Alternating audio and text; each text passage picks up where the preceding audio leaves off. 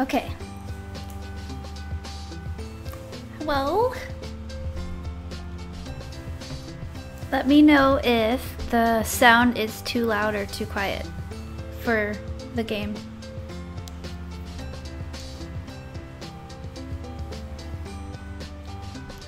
Hi Villa. Hi Nicholas. Hi Elephant. Hi Jack. Hi Bacon. Hi Rosie. Hi David. Hi Brain. Hi GNS. Hi Coles. Hi Jack again. Nice. How was the soup? It was good. I made my own soup by just throwing everything into a pot together. That's how I usually do cooking. It was made with like curry broth and Brussels sprouts and broccoli and lentils and potatoes. And it was really good. Because I love vegetables. We are playing this game called Purrfect Date, where you date cats. I haven't played it yet. My friend Devon gifted it to me, so thank you. This is it, the moment I've been waiting for. Has anyone played this game before? Like, I've never really heard of it. I just seen it on Steam and I'm like, this is what I want in my life. Also, I have coffee.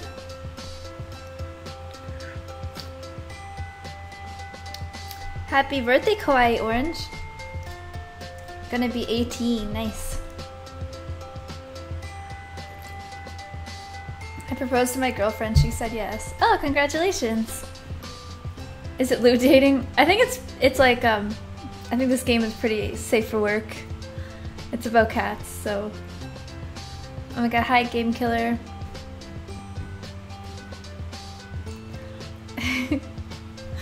The states of fucking cats. No, it's not Nekopara.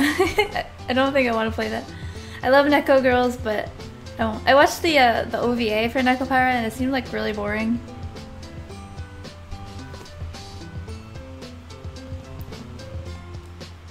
I just hope it doesn't require 270 hours of romancing one character just to get a kiss. I like these kind of games. Usually the fun is like playing the game, not getting the ending. So like, hopefully it's one of those games where it's fun to play the whole time through. Like Danger Noodle Harold says hi. Hi Harold. Yes, I'm Canadian.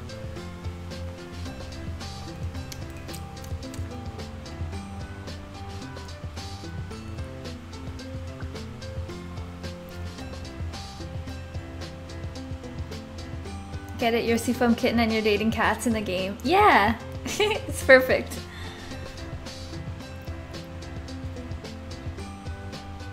Nom nom nom.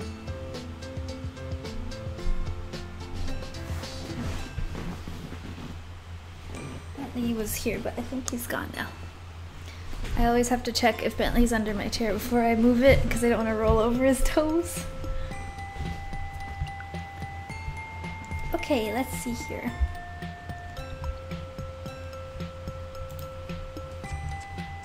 Let's read this first, see if there's any. How to play.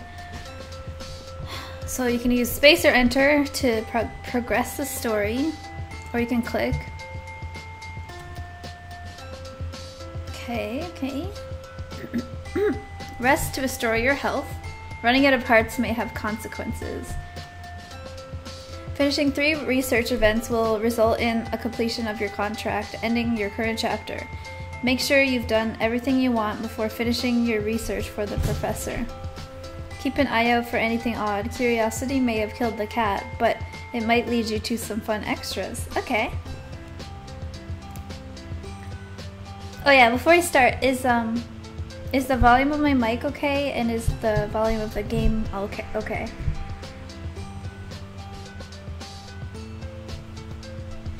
I know this game. I was offered to review this for my game reviewing job. Interesting coincidence. Oh, cool. $1.99 from Michael. Thank you. The journey, not the destination, makes the dating sim. Yeah.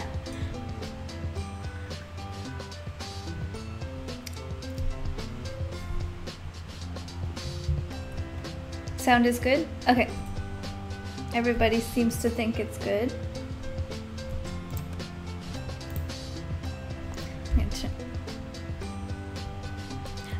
This chair has been leaning more and more back. Like, this is how I have to sit if I want to lay my back, like rest my back, because it's like falling apart. Look at this. I have to get a new chair. It actually just lost a screw and then I couldn't find it, so I can't like screw it back because the screw's gone. And I don't know if they sell screws. Usually they don't sell screws for furniture in stores. So I have to deal with it for now. Okay, let's play.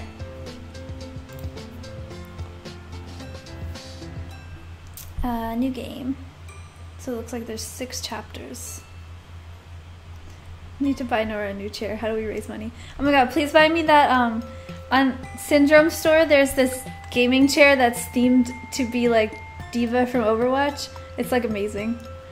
I want to buy it one day. It's so cute.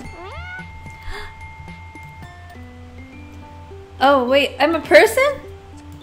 Okay, maybe I misunderstood this game. I don't like any of these. I guess I'll be Blondie. Chapter 1 contains my cat? What do you mean? Autosave notification. This game supports an autosave. Please don't turn off your game when I save. I accept. Kitty! It's hot to full boyfriend.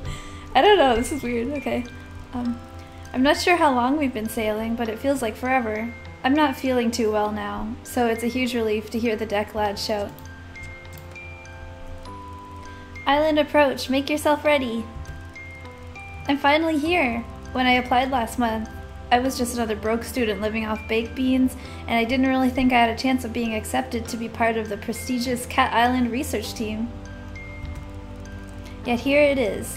The little black dot in the distance, growing bigger by the second, is the infamous Cat Island, the place I will call home for the next few months. My heart momentarily skips a beat. What if there's been a mistake? What if they accepted someone else's application and accidentally sent the offer to me? I rummage around in my bag until I find the papers. Dear Nora, we are pleased to be able to offer you the position of research assistant to the Professor Purrfect at our research facility on Cat Island. The position will be for an initial period of 6 weeks. Your contract will be sent separately. We look forward to working with you. Yours sincerely, Professor Purrfect. No mistake, that's my name, right there in the top left corner, Nora. And there's his name at the bottom, the genius behind the whole operation. Professor Purrfect, science genius, and my new boss. Ooh.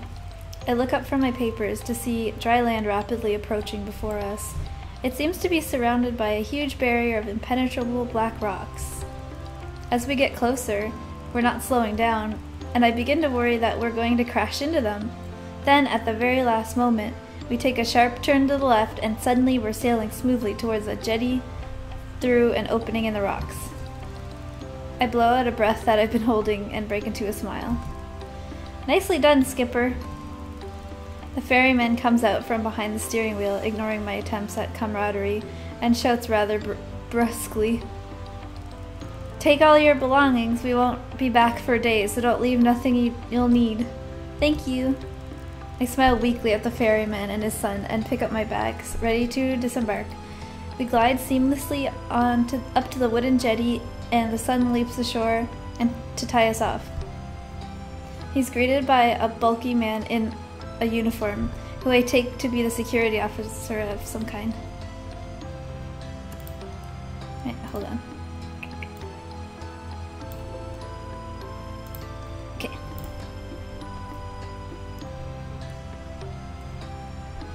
Joe? Sir, caught you a mouse. Then he laughs loudly, as though he's the funniest. As though he said the funniest thing he's ever heard. It's very disconcerting. Security guard remains surly and turns his attention to me. Let's be having you then.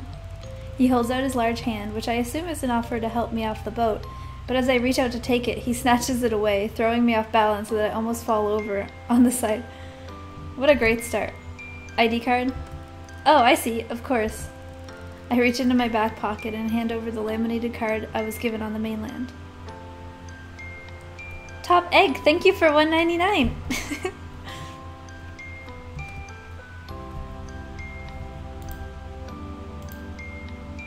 There's my card.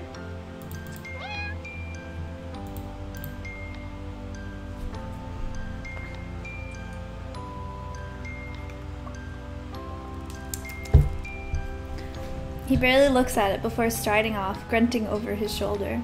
This way. I follow him down a dirt track path and get my first proper view of the island. It's beautiful, lush and green. I'm already under its spell. After no more than a couple of minutes trekking, we're at the base camp, which consists of an assortment of tents and huts. Among them are two more solid-looking structures, one larger and one smaller. I presume these are the labs. The whole camp is moderate but functional. It reminds me of an army outpost. I'm struck by the lack of people. In fact, there's no one around apart from an older woman sitting outside, peeling a pile of potatoes. I smile and give her a little nod, just as she stares back at me. Miss Marigold. I try not to get paranoid. Here. He stopped at the largest of the tents, indicating that I should go inside. I feel rude just walking in, so I make my presence known first. Hello? A firm but friendly voice calls out, "Come." What a mess! I walk in and there he is, hunched over some documents. The great Professor Popper. Sir, it's an honor to meet you. Yes, yes. You must be Nora? Come on in, my dear. Glad to have you aboard. Good journey? Well, long. Yes, indeed, we're rather tucked away here. Let me offer you some refreshment. Water? Coffee? Something stronger perhaps? Whiskey? Water.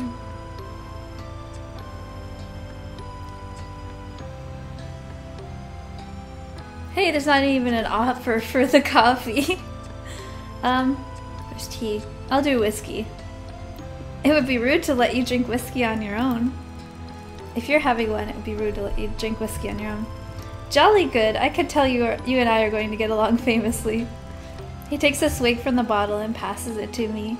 I try not to show my self-consciousness and whoa. I've never seen that word before. Surreptitiously wipe the neck with my sleeve before taking a modest sip. It will take you a while to find your way around and discover how it all works. So for today, I thought we would just get you kitted out and maybe introduce you to some of the locals. The cats, that is. I believe you've already met most of the human locals. Oh, I've only met the ferryman and the security guard who brought me here. Yes, that's about it. And the lady outside? Ah, Miss Marigold. Her and her husband are the caretakers. Wonderful couple, the Marigolds. You'll meet them before too long. We're a tidy little family here, Nora. I'm sure you'll fit right in. Thank you, sir. I hope so. Okay, so first things first. This is your basic kit. He begins going through a pile of things at his desk, explaining each of them in turn. This is your backpack. You can put everything in it. We'll be going on plenty of field trips, so it will be very useful. As will your own water bottle. Some disinfectant, hand spray. These are heavy-duty reinforced gloves, which are essential when tagging cats out in the wild. Don't want any scratches from felines. We don't know now, do we? I suppose not. I shove each of them into my new backpack as he gives them to me.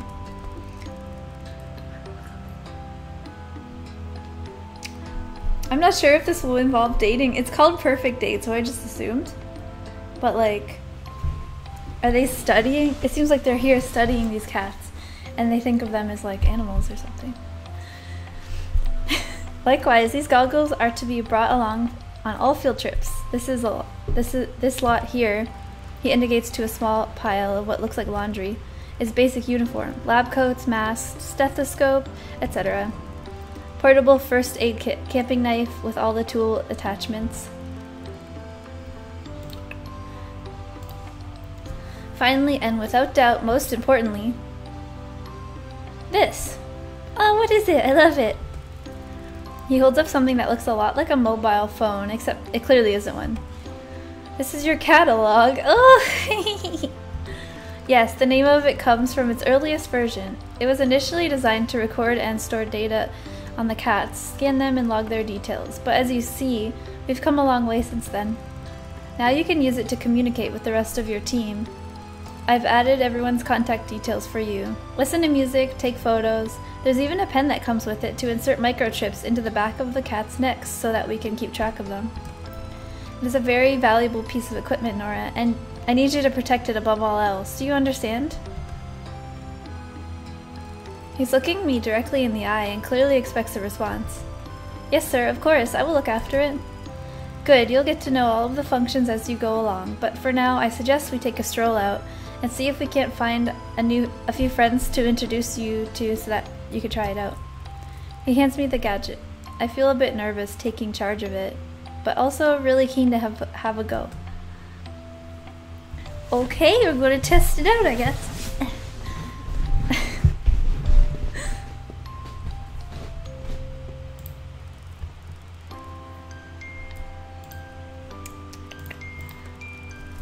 The mixture of terrain on Cat Island is quite unique.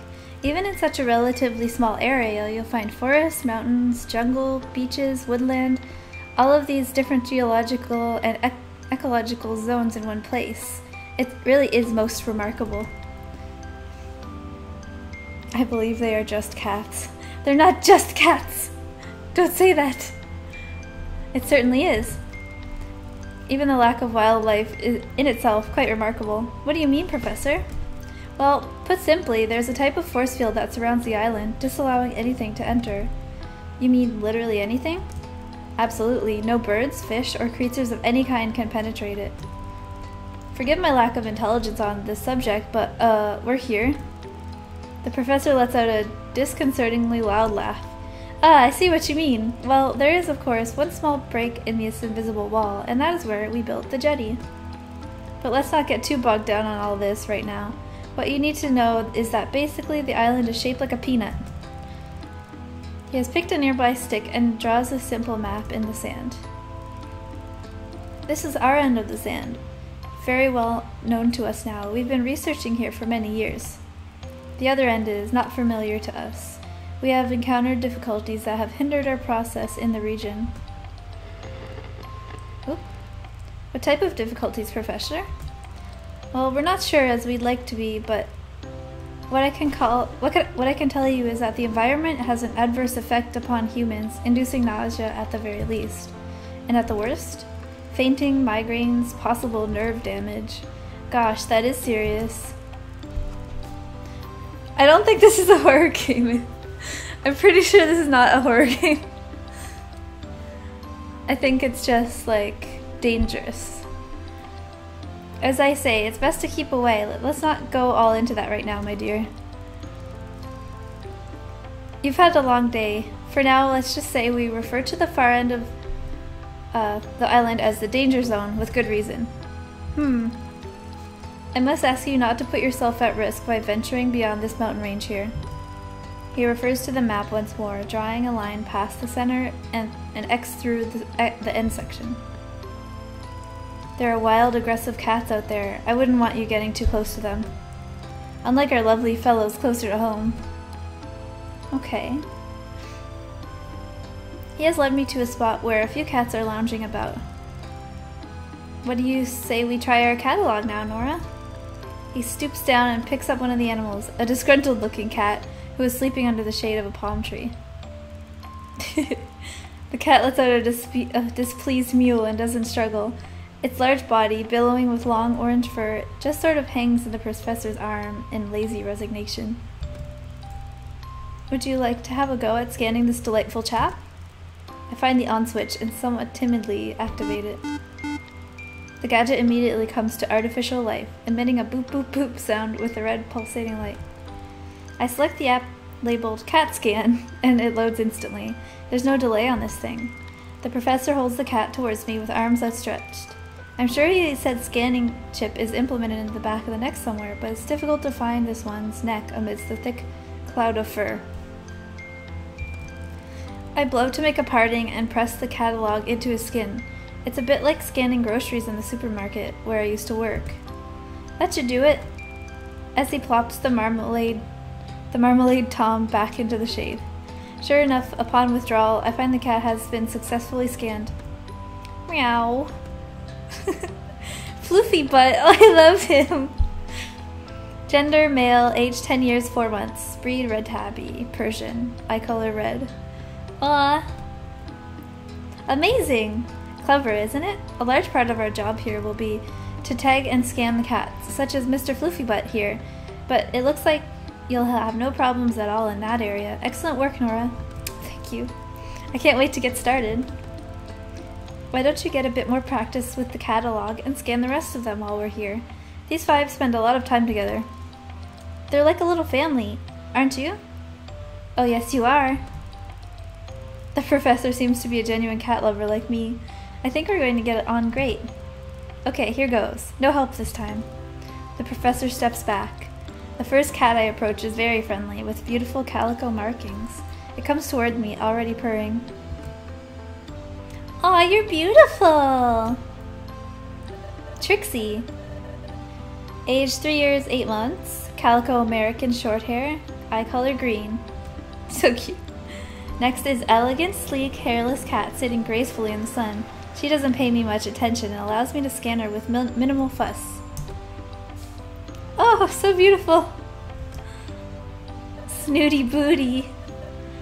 Female, 11 years, 1 month. Sphinx, eye color blue. I love sphinxes. They're so silly looking. The 4th cat I approach is a noisy one. Meow, meow, meow, meow, meow. McMurphy, 6 years. Brown crossbreed, eye color green. And finally, the one I've deliberately put off until last.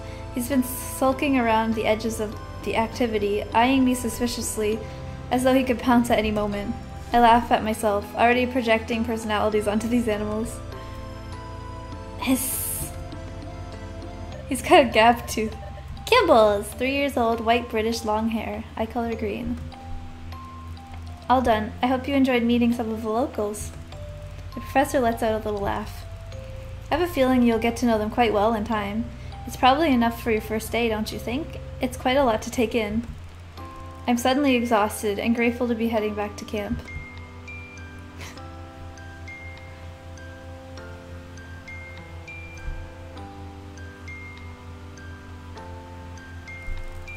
It's quite late by the time I've unpacked and settled myself, but I want to write in my journal before I sleep. I'm surprised at how chilly it is. I have pulled my sleeping bag right up to my chin, but I still feel goose pimples bloom over my arms. Shivering, I rub them to warm myself up. It makes me smile to think that this inherent reaction to the cold is what will be keeping my new feline friends warm tonight. My eyelids close, thinking of cats, the island, and the professor. The world around me drifts away as I float up into a dream.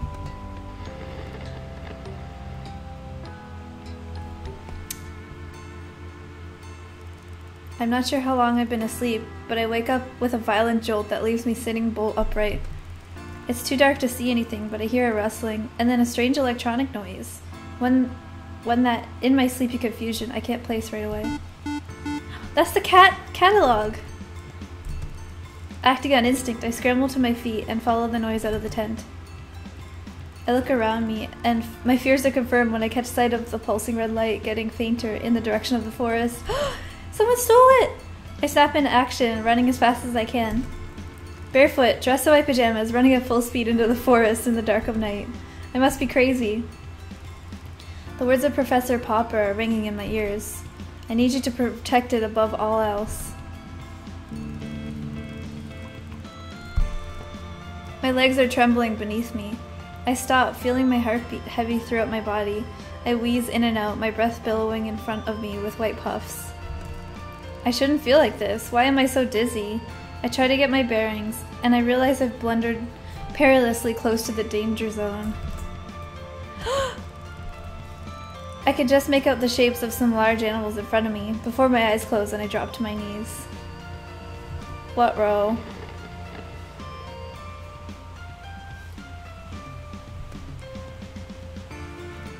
I open my eyes. The calico cat scanned yesterday is sitting in front of me.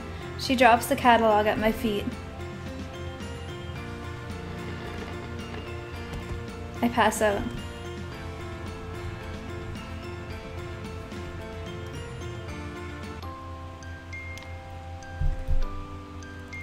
Hello, can you hear me? Are you okay? What is it? Don't be ridiculous, Kibbles, it's a human. Oh yeah, yuck, I can smell it now. It smells like a human. Oh, do be quiet. Are they alive? Of course it's alive, it's breathing, you imbecile. Why isn't it moving? Would you come on and give them some space? Move back a bit. Yes, stand back, move out of my way. Let me have a proper look. I begin to come to. The Sphinx cat is standing over me as I open my eyes. We stare at each other for a moment while I try to take in what's happening. Is this one defective? Oh, I feel sick. I'm gonna puke. The cats watch me intently. Am I insane? Ouch, my head! What is it chattering about? They're scared and confused. Let me talk to them. Human, are you alright? I remember, you took my catalog. Oh, but I gave it back to you. It's in your pocket now. I tried to reach it into my pocket and realized my hands are scratched to shreds. Ow, ow, ow, ow. What's wrong with my hands? I try to stand. Ow, my feet, what happened to me? Yeah, I guess that's from all the climbing. I told you it wasn't ready for that. What's that? Ready for what? It's an anatomical structure. Its anatomical structure is far too delicate. I tried to slow it down. Yeah, Floof, you try restraining a human who's that determined.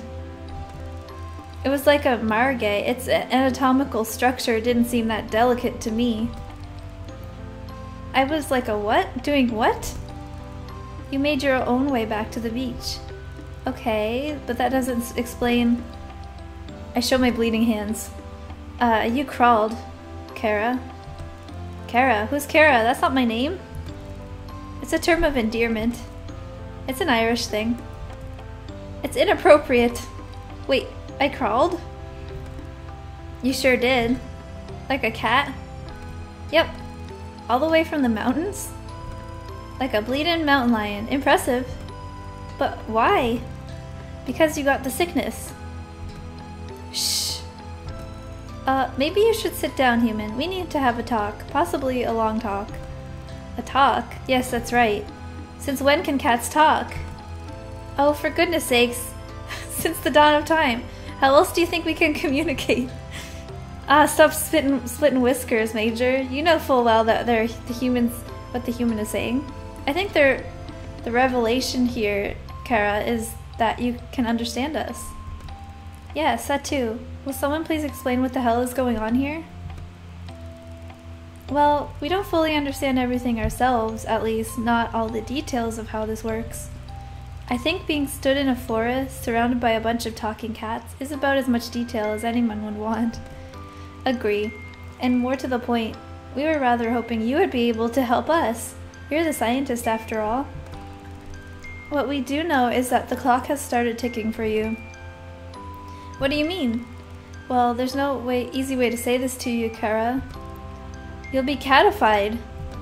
I'll be what? Whether you help or not. You don't have a lot of time before... Ahem, if I may.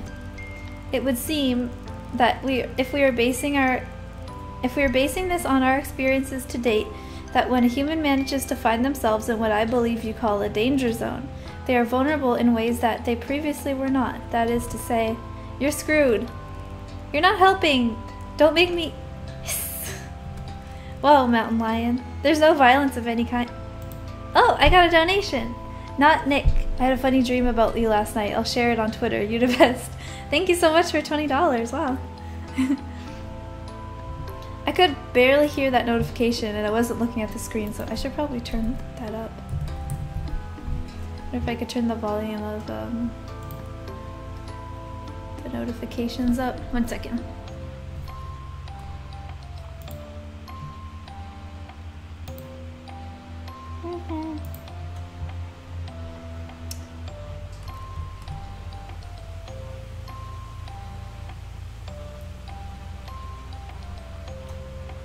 I forget how to do it now. Alert box.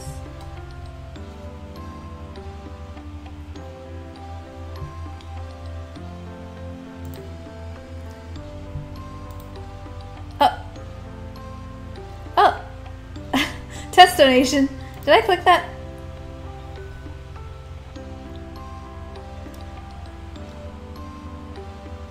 Test donation, test... Okay, hold on here. Alert. Moderation. I don't remember this being so complicated.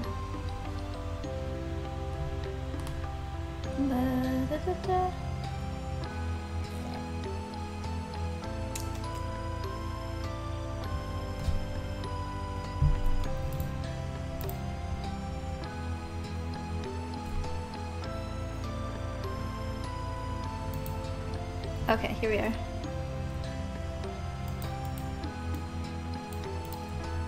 Let's try it now.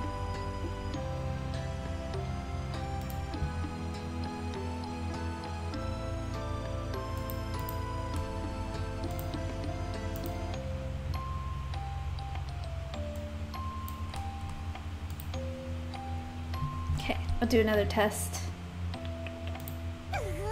Okay, now I can hear it properly. There we go. Okay, I think we good now.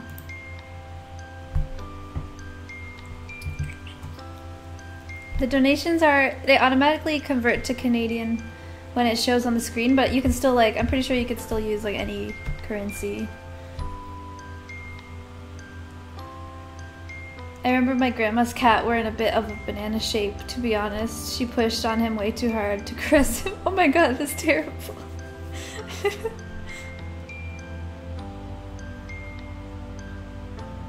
An undercover dog? Oh my gosh.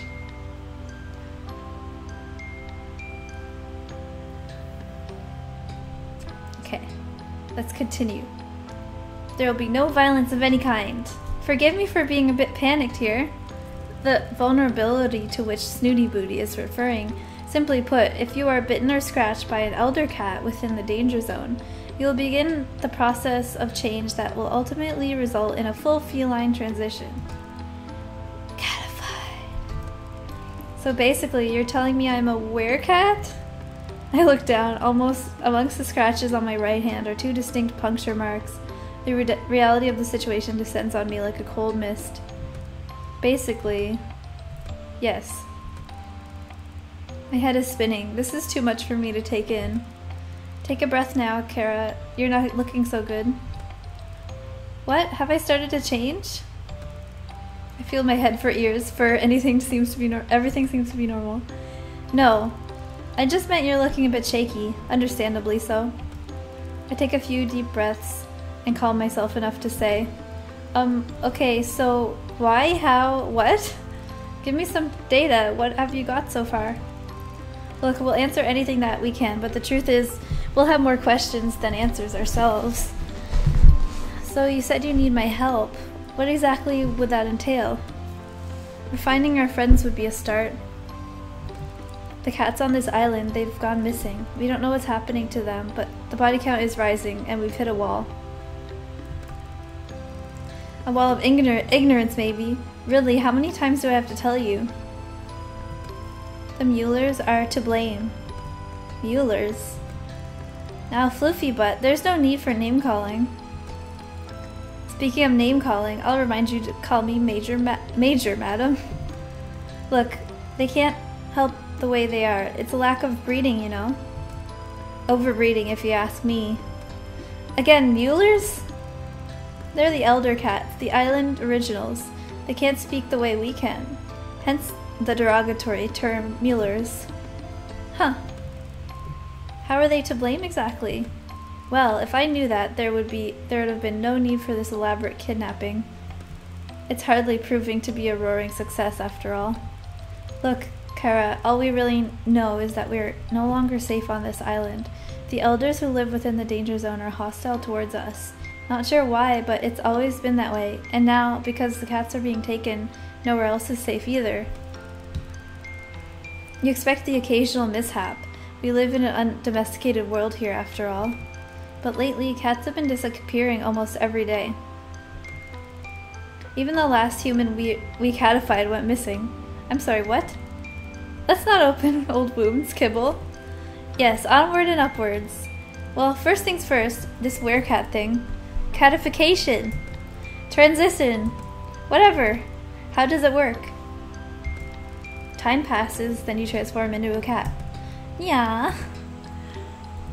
It's a gradual process. It's different for everyone. You won't just turn overnight. The clock is ticking, however.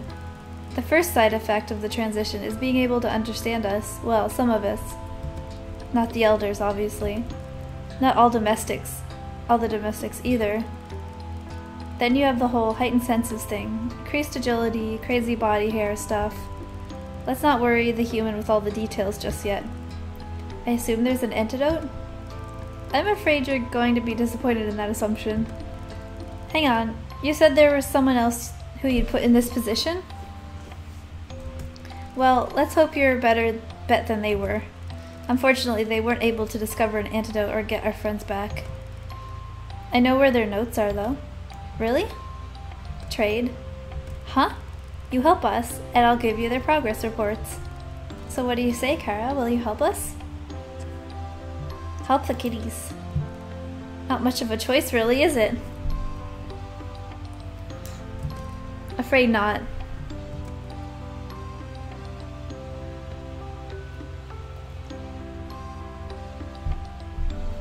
Okay, fine. So where do I start? Is there anything you can tell me that will help me track down your missing friends? Will no one listen to sense? Start with the Muellers and I'll eat my hat if it doesn't end there too. Don't mind him, he's set in his ways. We have every reason to believe the abductions take place in your part of the island. Yes, nowhere near the danger zone or the elders. Well, that doesn't make much sense. But I suppose nothing does around this place. My catalog starts beeping. Oh, my alarm. I have to get to work. You run along now. We wouldn't want you arousing suspicions with your people. You can meet us later. I'll make sure those reports are in your tent before this evening. Thanks, Kara. You're 1 in a million. I imagine the odds are far greater than that, even given your new health status. Go, and thanks from all of us. You're welcome, kitties. Just doing my part.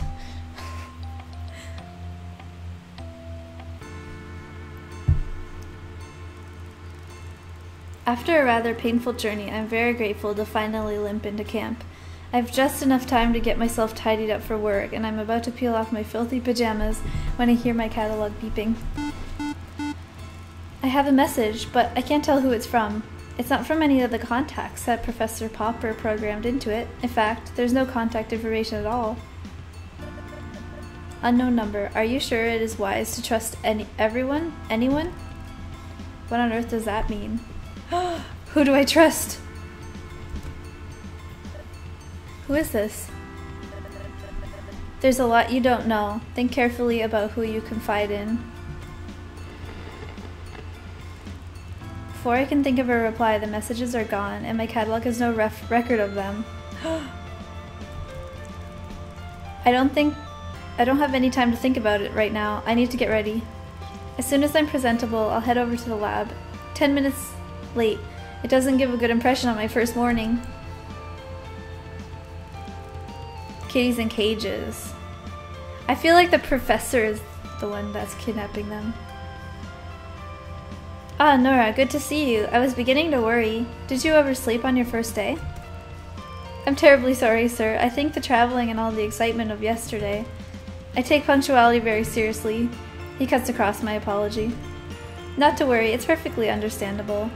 You'll find him quite relaxed about most things.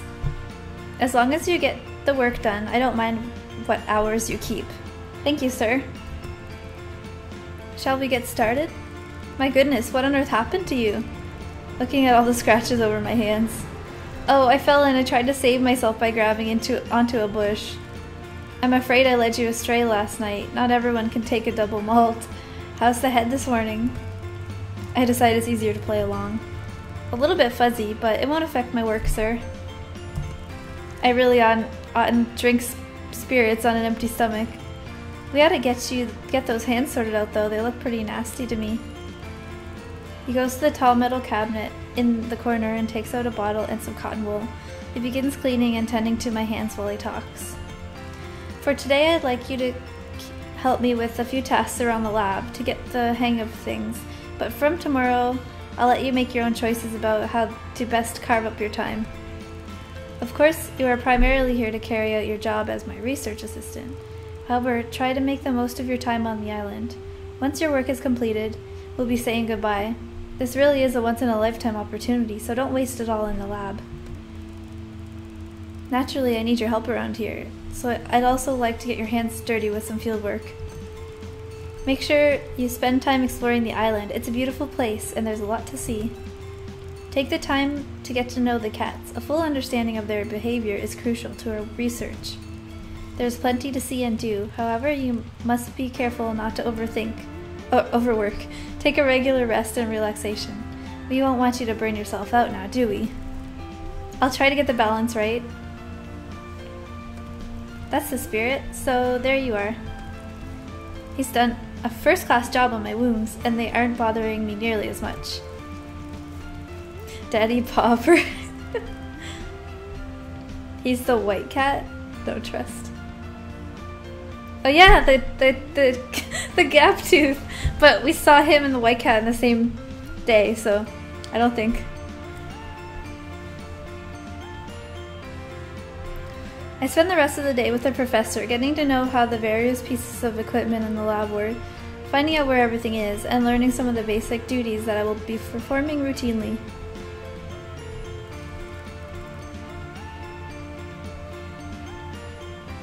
By the end of the day, I am exhausted. I make my way to my tent. I'm about to flop down on my bed when I see a package poking out from underneath it. It's the reports that Kibbles promised to deliver. The cats were right. The previous person barely made a start on producing an antidote. I'm gutted and worried. What if I can't do any better? What if I just turn into a cat? I decide that's not an option and resolve to get going on my own research into it tomorrow. My instincts tell me that the cats will be a good starting point. I have a feeling they know a lot more than they're prepared to tell me. I need to gain their trust and see if I can get them to open up a bit. I'm sure I'll make more progress if I focus on one at a time. I'm optimistic that one-to-one sharing will prove fruitful. It's a glimmer of hope. Tonight I'm not fit for anything. I can barely even write in my journal before I fall asleep.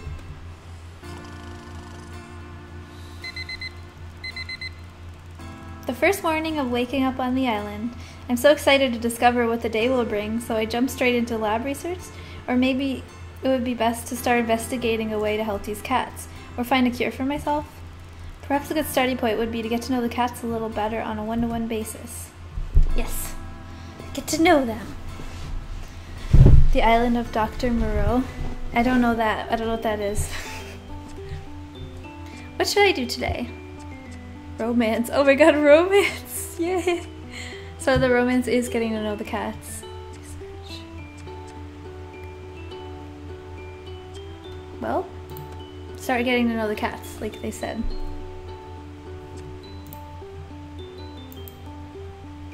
So, okay. There's one kitty that we haven't seen, but we can only talk to Snooty Booty or McMurphy right now. So let's talk to McMurphy.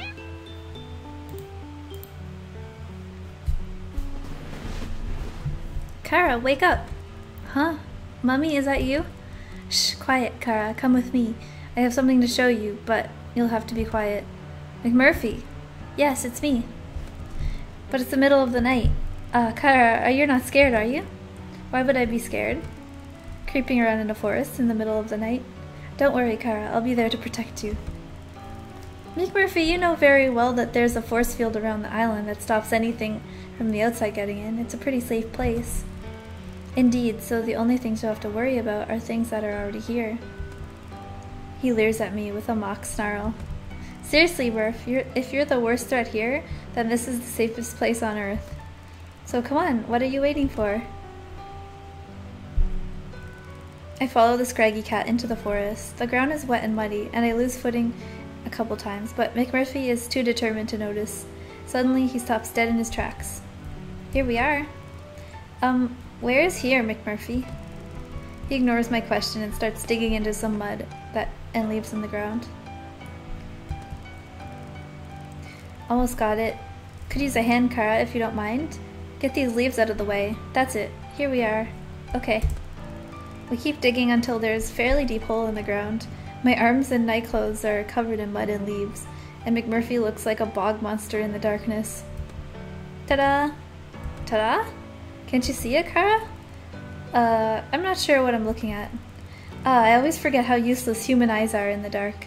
Just reach into the hole and take out whatever you find. I reluctantly reach into the burrow and feel something hard and cold against my hand. I wrap my fingers around it and pull it out. I know the shape, but my eyes can hardly process it. It's a bottle? That's right, Kara. It's my secret stash. No one knows about it, not a soul, but I thought I'd share it with you. I thought we could have a kind of welcome to the island party for us two. Secret stash? Is this booze? McMurphy lets out a wild laugh. That it is, Kara. You drink alcohol, but you're a cat. That can't be good for your body. It's not good for any bodies, but it does wonders for the soul, to be sure. Well, I suppose you're right there, McMurphy. I guess one little nip couldn't hurt. That's the spirit. I try in vain to get some of the mud off of me before giving up and sitting down against a tree. A sudden, McMurphy curls up in my lap. It takes a while to uncork the bottle. McMurphy keeps telling me to smash it open and that the shards of glass will only add to the flavor, but eventually I succeed. I pour a little out for McMurphy into a leaf, and I self-consciously swig from the bottle, feeling a touch uncivilized. Ugh, McMurphy, what in heaven's name is this? Ah, now, don't worry about that, Kara. It's not about the taste, it's about the company. I hardly think I'm the type of person you'd usually hang around with. Well, I usually hang around with cats, and they're not exactly what you'd call my type. Maybe he used to be a human. Drinking alcohol? Saying that other cats aren't his type? I respond by widening my eyes as I take another swig from the bottle. Somehow it tastes less terrible the second time around. I find humans much more interesting. They usually have a lot to say, present company accepted.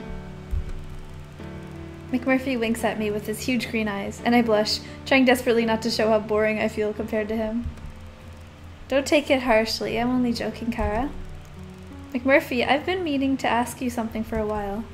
Anything, Kara, ask away. I'd love for us to get to know each other better. This Kara thing, you know my name is... The rest of my sentence is drowned out by Miss McMurphy's howls of laughter. You make me laugh, Kara, you really do. I know exactly what your name is, Nora. Kara is just it's like a pet name, you know? Kara means friend, buddy, amigo. It's something my mommy used to call people, and I guess it stuck with me. It's one of the few things I remember about her, actually. That and her beautiful smile.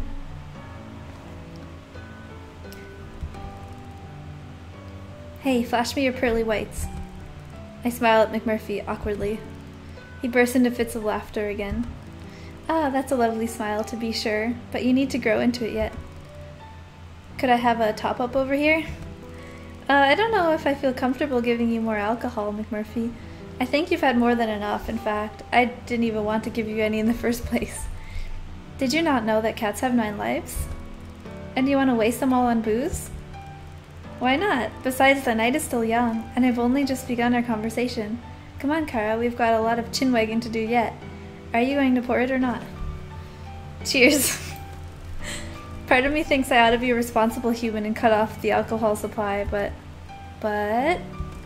I believe in a true democracy. Would you care to expand on that, and perhaps pour the drinks as you do? A true democratic principle is that none shall have power over the people, cats, whatever. How inspirational. I'll toast to that. Alright, McMurphy. But on your head be it, for with the rejection of authority comes responsibility for bearing the consequences of your actions. I pour some more of the suspect liquor into McMurphy's soggy leaf. Sliante. I don't know how things work in cat protocol, but in human terms, you are very mature. No, wait. Very grown up adult. Oh, fiddlesticks. You're over a certain age as such can take responsibility for your own choices. I like it, spoken like a true libertine. Well, I wouldn't go that far, but I can shake my tail when I feel the vibe. I can't believe I just said that. The stuff is stronger than it looks. My proverbial hat is off to you. I feel disproportionately pleased that Murph has paid me a compliment. Say, Kara, have you ever been in love? McMurphy, that second leaf has gone straight to your head. The cat smiles slyly. I'm going to take that as a yes. Are you still with them? Oh. Donation. YouTube did not do monetizations. Donated $5. Saying yeah, are the cat lines on cat lines or else. What do you mean? After every sentence? Oh well, it's definitely their last nya. Oh, I don't think so, McMurphy. We've never actually met. You're not saying you're one of those internet stalker types, are you? Them catfish that Kibbles tells tales of? No, McMurphy, gosh. It was Bowie, okay? I was in love with David Bowie, you know? McMurphy frowns and shakes his furry head. She's drunk. See these eyes so green, I could stare for 1,000 years, you know? It's a charming song, but I'm afraid I have no idea what's going on anymore. Oh, come on, McMurphy, everyone knows who David Bowie is. Red hair, lots of makeup, one blue eye, one brown eye. Well, I did know one sweet soul with a blue eye and a brown eye, but I can assure you they wouldn't be caught dead in makeup. McMurphy snorts. What about you, McMurphy? Who's the love of your life? Don't have one, Kara. Never have, never will. I'm a lone wolf, a free agent. I'm a big old yeti out in the mountains, all hairy and smelly and alone. For some reason, I find that really hard to believe, Mr. McMurphy. Fine, you're right. I'm a fool, a lovesick fool. I've had my heart broken more than once, Kara, and each time hurt more than the last, I'll tell you. The thing is though, Kara, I can't remember a thing of any of them. Any of what? I don't know. What were we talking about? David Bowie? Ah, that's right. So tell me how the two of you met. McMurphy, I think I'm drunk. What the hell have we been drinking? Leave me alone. I haven't touched a drop. I think I'm gonna vom. I wake up in the forest with a half-empty bottle in my hand, and McMurphy is nowhere to be seen. How the hell did I get here? I can't remember a thing. I look at my catalog. Whoa, is that really the time? Crikey, I need to get to work. I just got hammed with a cat in the forest. That was fun. So today let's do some research.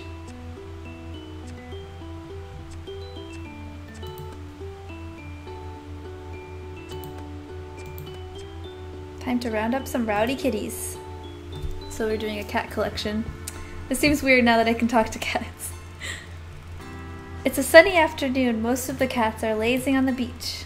I double check my supply list. Crate, treats, sedatives, snare, catnip, antiseptic for myself. I've got everything. I've had a sick feeling in my tummy, but I ignore it the best I can. This is going to be a challenge, but I'm pleased the professor is trusting me with the more physical tasks. I walk out onto the beach, and feeling like the child catcher, I keep reminding myself that I'm doing this for the greater good, even if it makes me unpopular with the cats. I set up the crate in an unsuspecting location and kept the snare hidden behind my back.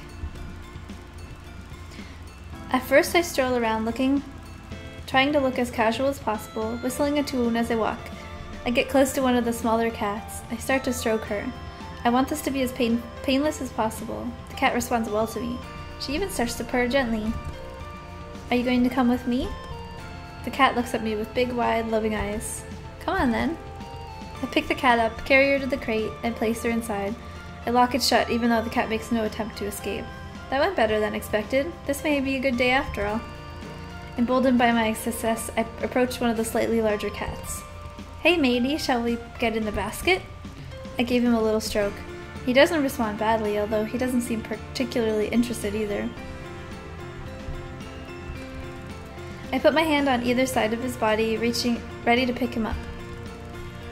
He doesn't look happy about it and growls, warning at me. Hey mister, it's going to be okay. We're just going on a little trip, okay?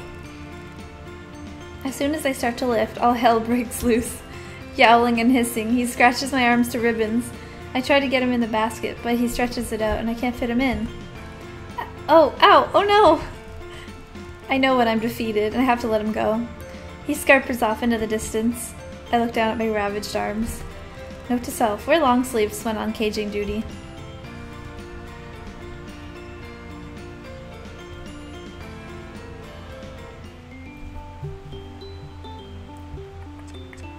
So from what I know, when you finish the 3 researches, it goes to the next chapter, so I want to do everything before I finish the researches.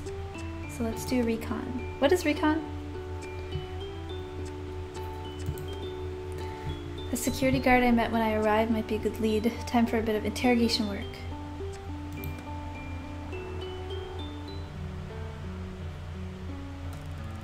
I've been staring at the back of his head for a long time now. Too long. I'm starting to feel creepy. I just don't understand it. All he does is sit in that chair by the dock, eating egg sandwiches and doing crossword puzzles. How does a man like that become a security guard for a place like this?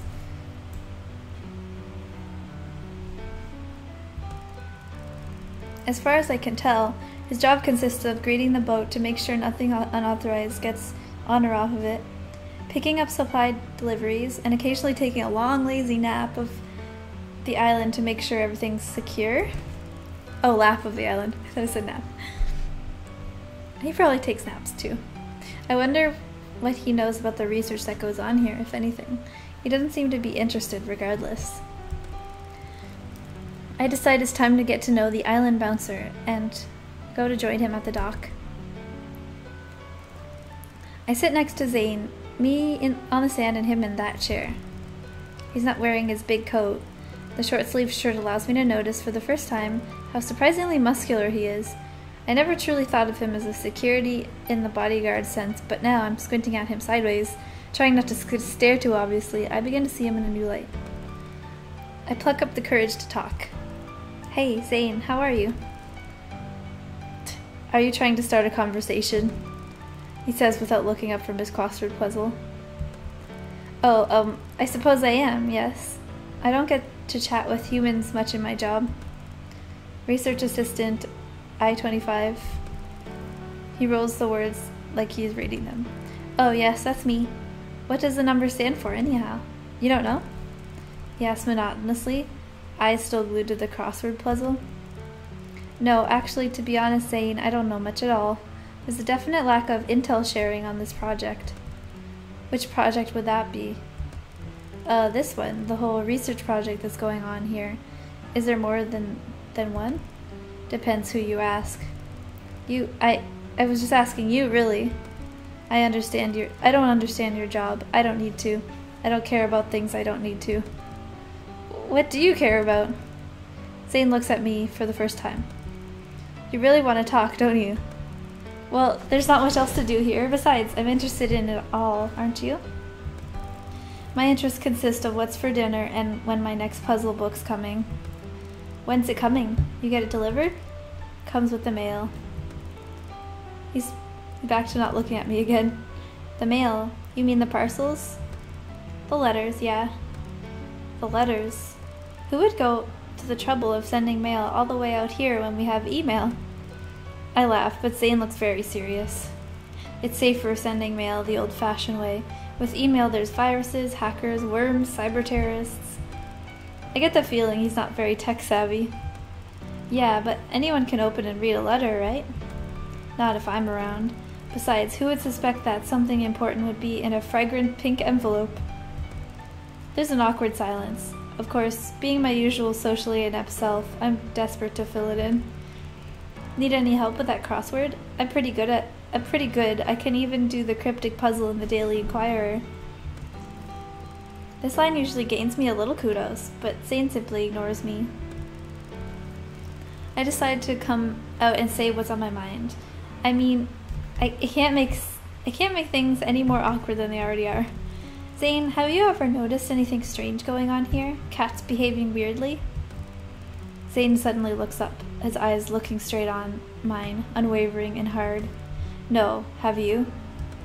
Well, not exactly, but... He is looking at me properly for the first time since we met.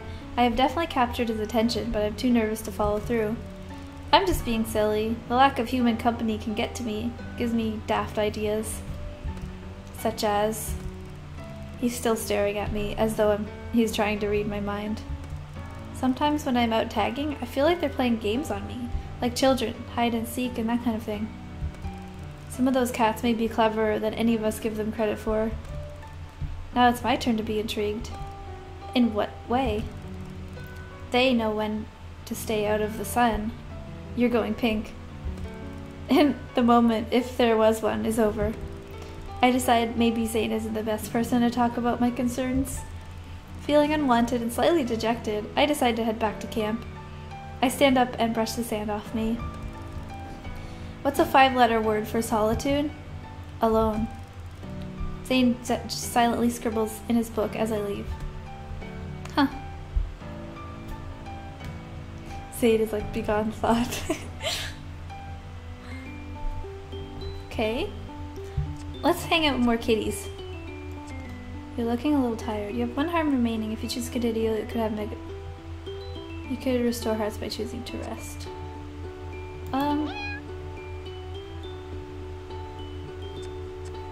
Should probably rest.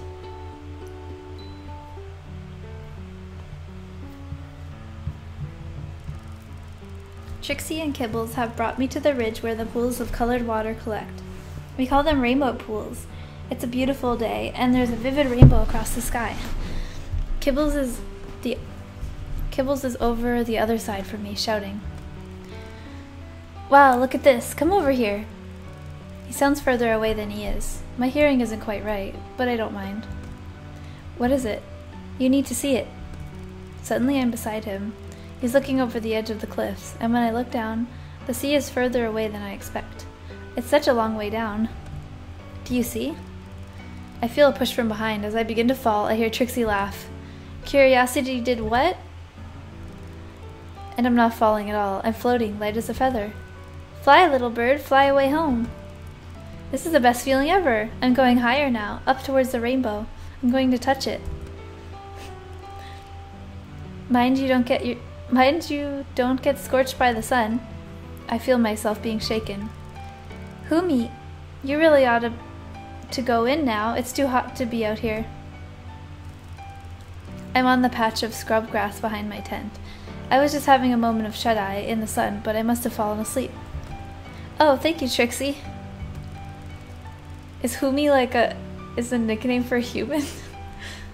I smile at the calico cat and they use this word again. Surreptitiously, or is this a different one? Surreptitiously. Scratch at the prickly heat on my legs. Oh, you got sunburn. Humi. Now we can get some romance. What? Oh. Snooty booty. I guess when you pick one for each chapter, you have to keep going with them? Okay, whatever.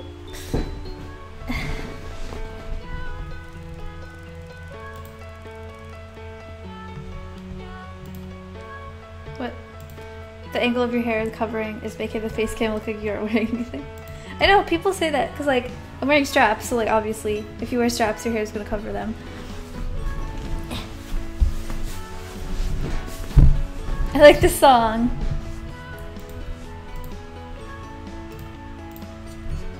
I'm sweltering in the mess tent. Typical for me to get cook duty on the hottest day so far. I step out for a moment and try to catch some air. Psst. I'm not sure if I heard something or if the dehydration is getting to me. I take a swig from my water bottle. Hey, aren't you gonna share, Kara? Oh, McMurphy! Was that you psing? What are you suggesting, Kara? I only use the designated litter areas. Murph, you are incorrigible Incorrigible. You know exactly what I meant. Come on, Kara, never mind that. We have work to do. I am working. I'm supposed to be cooking for this evening. I mean, work of the adventuring variety. Oh, of course you do. Ah, come on, don't be such a bore. I'm sorry, McMurphy, but I can't. I'm very busy here. It's going to take hours to defrost and braise this meat from the mainland. Well, if you come with me, you may end up providing much tastier dish in half of the time. What do you say, Kara? Are you up for the crake? What are you saying? You mean I should just bunk off? That's the spirit. Strip off your apron and let's hit the trail. But I can't just... What if someone comes looking for me? Leave them a note. Gone fishing. Maybe it's the heat, but I'm overcome with a moment of madness. Well, okay then, you wild Irish rover. I'm all yours. Now here's... What's with the face? I don't know, there's a thought. Is this supposed to be a blush? Because that looks weird and creepy. Oh, it's like a devil. I think he's like supposed to look mischievous, maybe? I don't even know. Before I can answer, he slunk into the thickening of the forest, behind the clay cooking pots. I whip off my apron and follow behind. Surreptitiously, in a way that attempts to avoid notice or attention, secretively. Okay, good to know. Where can I play this game? This game is on Steam. You have to pay for it though. It's like, I can't remember how much it costs. We really ought to cool ourselves off, eh? Oh, it's the cliff in my dream. He's led me up the cliffs, and without warning, he's taking a running jump off the edge. I see him flying through the air and watch mesmerized as he cuts through the water. Oh no, Murphy, are you okay? Don't panic, I'm coming! I kick off my flip-flops and shorts and follow him into the water. I'm surprised at how shallow it is, and that I'm easily able to stand. Murph, where are you? I frantically search about, fearing for his safety, and suddenly feel something brush against my legs, making me scream out loud. What's that? I look down at the clear water to see McMurphy speeding along the seabed like a shark, fast and sleek, suddenly breaking up through the surface, with something in his mouth. McMurphy, you can swim? What on earth is that thing? Oh my, it's a fish!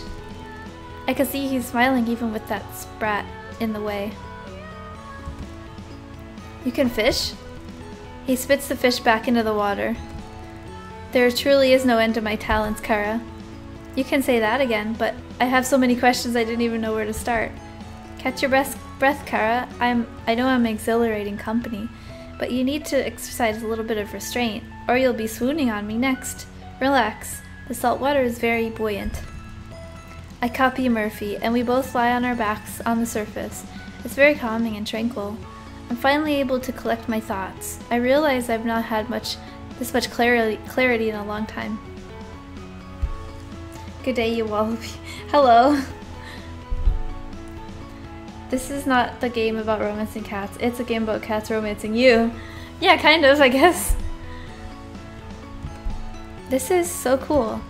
I know, Trixie took me here first. Calls it the Ponder Pool. Oh, you all swim then? I thought cats... Before I finish my sentence, McMurphy cuts in. It's a common misconception that cats can't swim. As you can see, it's another thing we excel at. So humble, too. As Nana McMurphy used to say, if you've got a trumpet, blow it. What about the fish? Where do they come from? There are no birds or fish on this island. It's one of the first things they tell you in orientation. That's just because they don't know. Don't know what? It's better if I show you. Come on, Kara, follow me. We swim for a while, with McMurphy leading the way with purpose, and then he stops. Well, notice anything interesting? Well, the water is much cooler and deeper here. Anything else? Can you feel anything?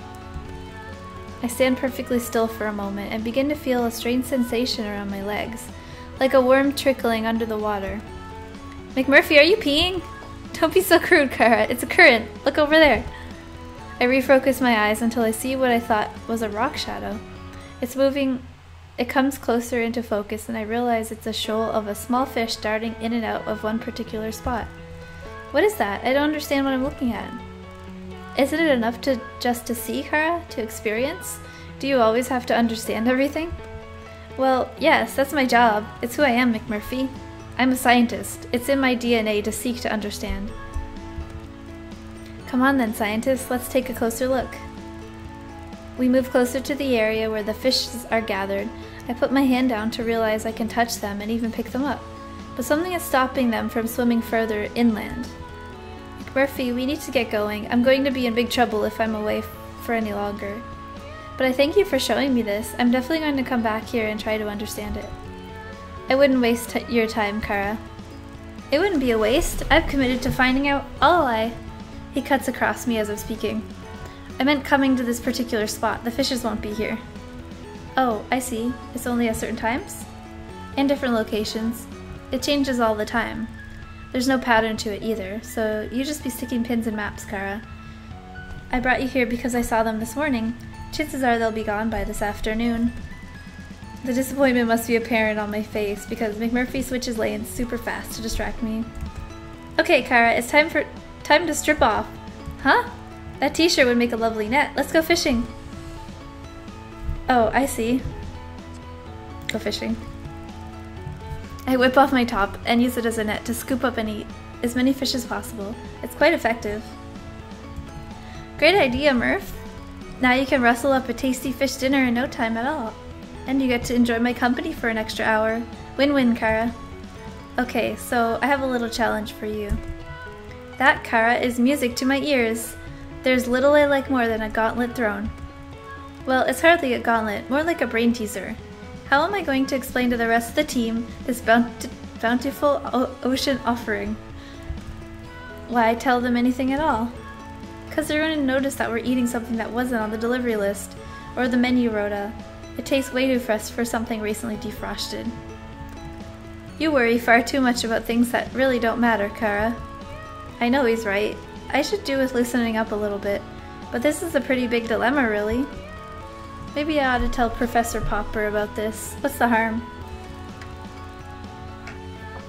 Mac has stopped splashing around and looks at me squarely in the eyes. There would be harm, Kara. Trust me on that. Obviously, I don't mean I'll tell him about you or anything that would endanger any of us. Just that I noticed this shoal of fishes and I took some. End of. You really think you could mention a phenomenon like this and that would be the end of it? That he wouldn't start putting all manner of investigations and disruptions in place? You're touchingly naive, my friend. I feel myself blush. I am a bit naive, but I don't like the thought of lying. So what do you suggest then? If you know so much about everything, give me a plausible story and I'll follow through. McMurphy lets out a wild howl and splashes water at me. Now that's what I like to hear, you impetuous daredevil, you. I splash him back, and a furious water fight ensues. We are making such a ruckus, I'm amazed no one comes to check on what's going on. After a good 10 minutes of laughter and play, we run out of the stream and float in the buoyant warm water. Let's hear it then, Oz. What's my cover story? It's a very simple case of brazen bluffing. Okay. Make a simple but delicious meal, and if anyone should ask where the fish came from, shrug your shoulders and ask the same question. Huh? It's all in the poker face. You remain completely impassive and ask the same question. Yeah, I wondered that too. Where did the fish come from? They're delicious. Really? Trust me, Kara, as a cat who is forever risking one of his 9, the simpler you keep it, the more they buy it. If they ask you where you got it from, you tell them the fridge. Simple. I feel quite giddy at the prospect of getting away with a ruse. Okay, Mirth, let's gather the supper. We have an abundance in no time, and haul my catch back to the kitchen in good time to make a tasty meal for everyone, and a little extra for my feline pals.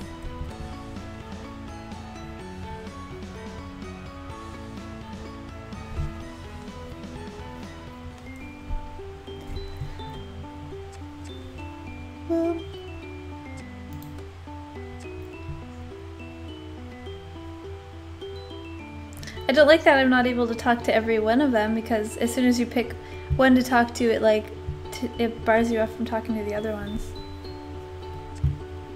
Well, let's see. Let's do recon.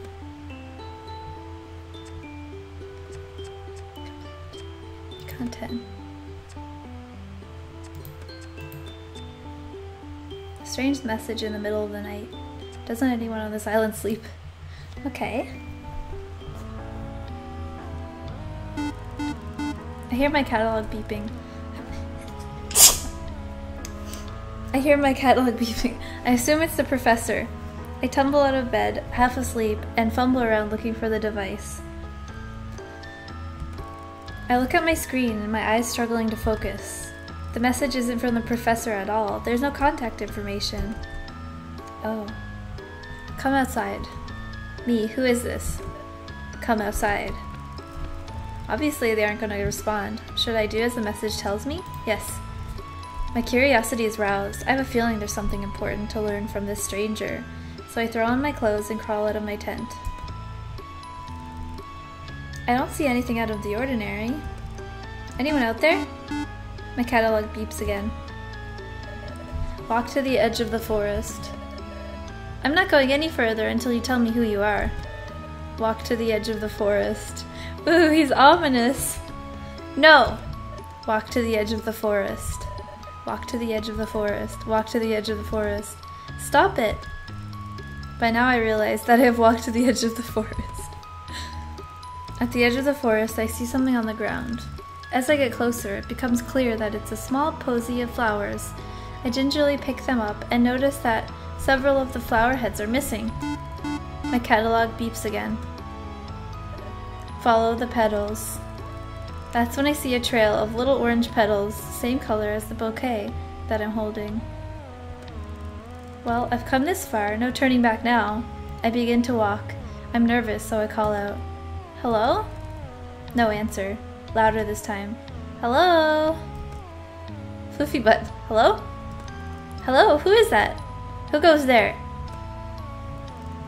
Major, is that you, Floofy butt? I really wish you wouldn't call me that, human. What on earth do you think you're playing at? Cavorting around in the forest in the dead of night, causing a ruckus? Oh, Major, you don't know how pleased I am to see you. I need your help. This can't wait until a civilized hour? I'm afraid it can't. I'm not the one investigating this. I've been getting messages from an anonymous source, asking me to follow them into the forest. Look, they've left this trail. Ah, Calendula maritma. Marigolds, herb of the sun. They're said to represent creativity, though some believe them to be as symbols of cruelty and grief. Ooh. Your knowledge is always so impressive, but I have to say on this occasion, it's not very comforting. Floofy Butt goes striding off with purpose. Come along then, Nora. Aren't we going to follow this trail or not? I shuffle awkwardly behind him. Before the sun comes up, eh? We continue on for a short while and notice that the petals are getting more sparse. It's becoming more difficult to see them until eventually they seem to run out. We find ourselves at a small clearing. Well, it appears somebody has been playing a joke on you, Nora. I sadly agree. This has been nothing but a wild goose chase. Seems so, Major. I'm sorry for dragging you into this. Let's get back to our beds before we waste any more precious snooze time on this fool. I turn to Floofy Butt and notice that his back is arched and his fur is puffed up, making him look even more floofy than usual. Something wrong, Major? You tell me, human. Does that pile of rocks look suspicious to you? Amongst the myriad of rock piles, I notice a small, contrived-looking cairn. Floofy Butt's right. It looks far from natural. It looks to me like it's asking to be inspected, Major. Well, get to it, Nora. You're the one with the thumbs. I begin trying to dismantle the small mound, rock by rock. It's not until the foundation stone is removed that we find a manila envelope. Major, look! It's a letter! Looks rather large for a letter, my dear. I think you ought to open it. Here, or back at the base.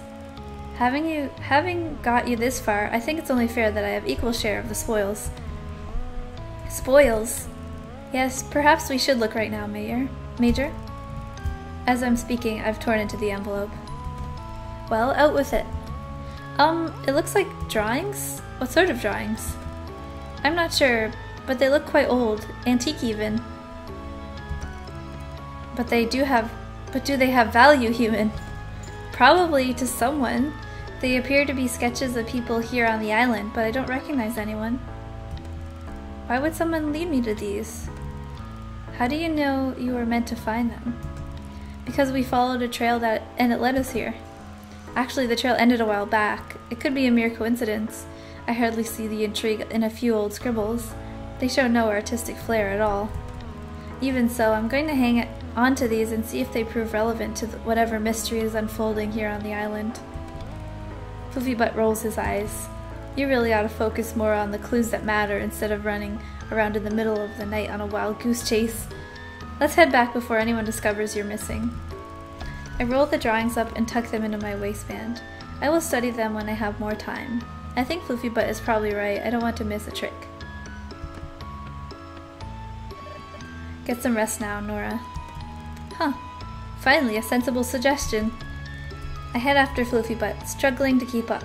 I really need some sleep.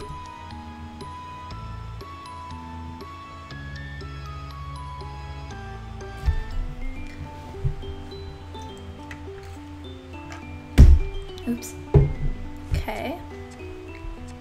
Let's do one more cat date.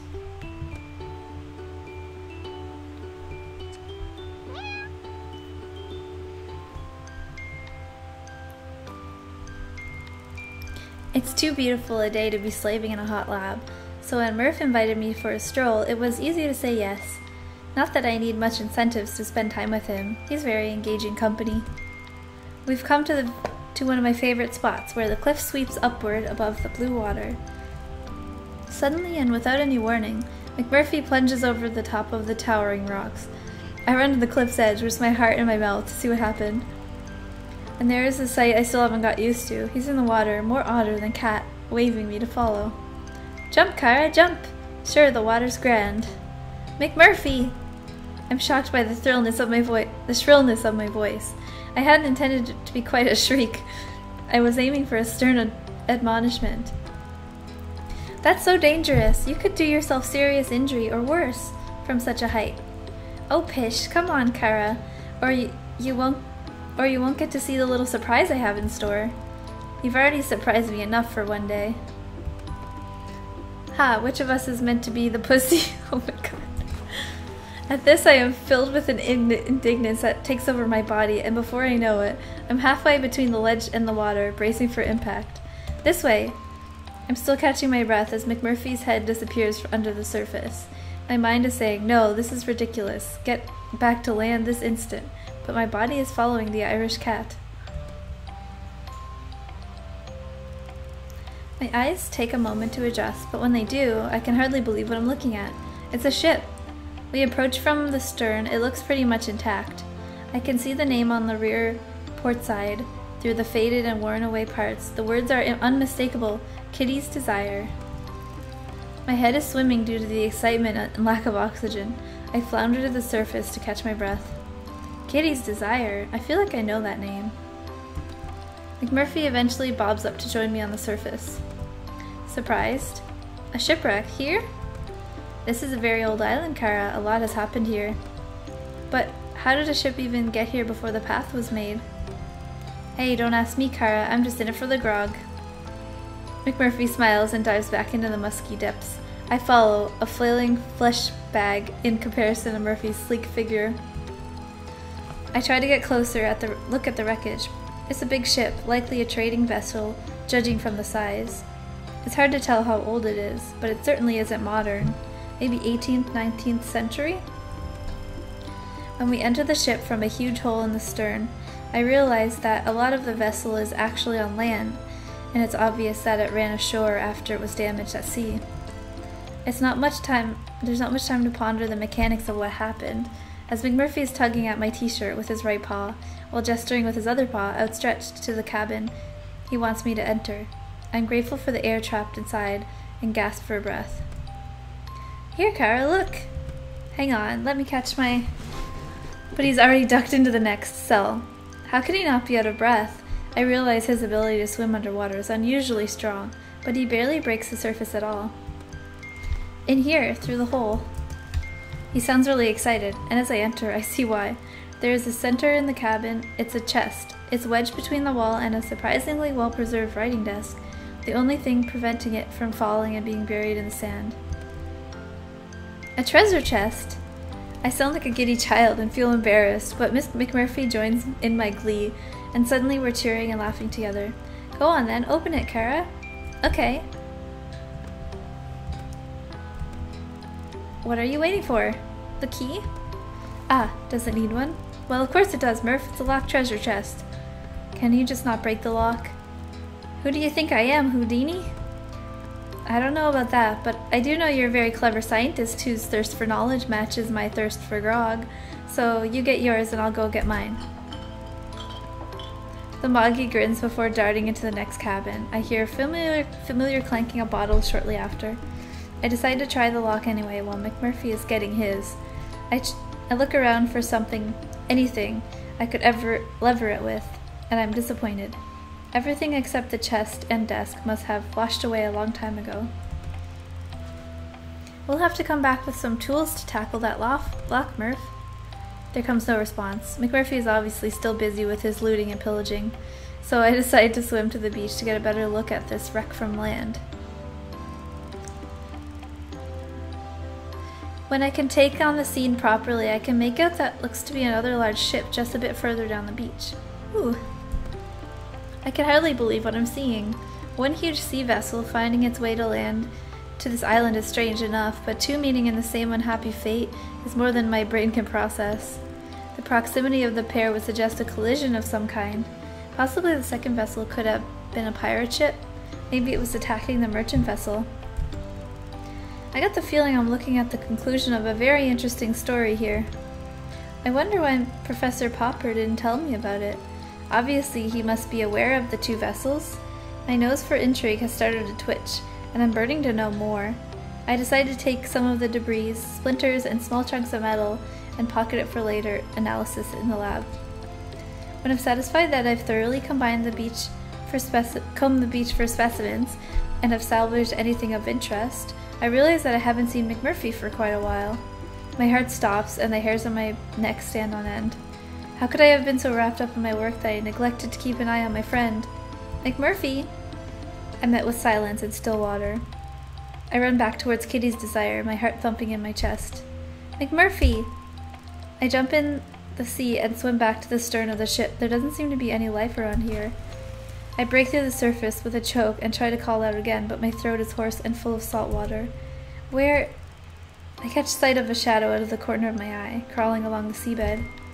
I dive to get a better look and see instantly that it's the Irish cat, stalking and prowling as if he were on land. I quickly grab him by the scruff of the neck and drag him back to shore. McMurphy, you loon! What on earth were you playing at? I catch my breath and check up on him. He's happily rolling on his back in the sand. Me, I was having a grand time until you manhandled me with those big meaty paws of yours. What? Having a what? Calm down, Kara. You look like you're going to pop. You'd been under the water for ages. I didn't see you come up for air once. I've been blessed with fantastic breathing apparatus. But I didn't know that, did I? And you were worried about me? Ah, Kara, now that is very touching indeed. I feel like a damsel in distress, rescued by a charming... I don't allow him to finish his sentence. You may think you're very clever and funny, but let me assure you that no one else here is laughing. Jumping off a cliff without warning and drinking while you're swimming? Not very clever at all. I wasn't drinking while I was swimming. That would be impossible. I know. I tried. The more cross I am, it seems the more amusing McMurphy finds it. You may not realize it, mister, but I have a duty to care towards you, all of you cats. So if something happens to me, you're afraid you'll get into trouble? Aw, and there was me thinking you care for me because you like me. Oh, I didn't mean it that way. Oh, I'm sorry, McMurphy. He deliberately turning this around is infuriating me further. Stop being so manipulative. You know how much I care for you. Of course I do. You can be very tricky too, you know. Shall we open this? He reached over a bottle of grog he's taken from the wreck. You look like you could use something to take the edge off. No, McMurphy, I do not want any of that, thank you very much. So what is it you do want, Kara? He flashes me a raffish grin. I want you to stop being so reckless. You give me a heart attack. As much as your heart is of considerable concern to me, Kara, I'm afraid I can't promise to stop being what I am. It's like asking the wind to stop blowing. The wind does stop blowing, sometimes. He lets out a long laugh. You really are a scientist, Kara. Nothing will ever change that, eh? I understand what he's saying. I need to allow him to do his own thing. Okay, come on then. Let's start heading back. Actually, Kara, you go on ahead. I'll catch up with you later. He winks, and I am in no doubt as to what he wants to do for the rest of the day. Okay. Are you a furry, Seafoam Kittens? No, I'm not a furry. So I have 1 heart left, so I gotta take a rest.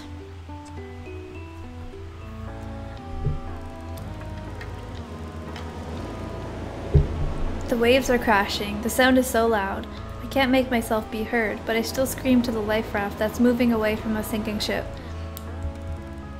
I'm going down with this ship. I'm being thrashed against the sides of the wooden vessel. This isn't right. The ship looks wrong.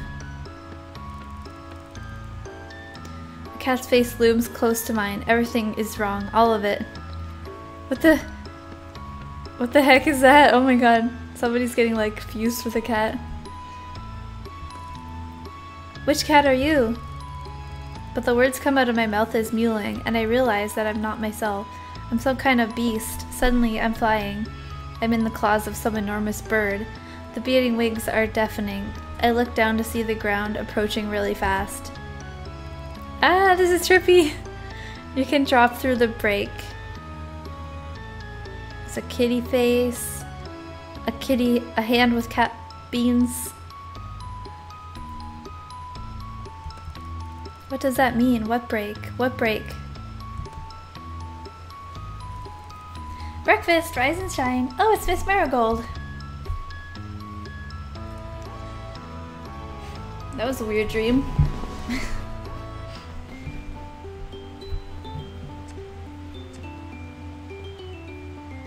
Let's do some more research. The drugs are kicking in. A slow day today. I've only got to organize a few samples from previous field trips. Okay. Today I'm in the lab doing a flora research. It's not the most exciting job, but if I keep my head down, I can get through it quickly enough.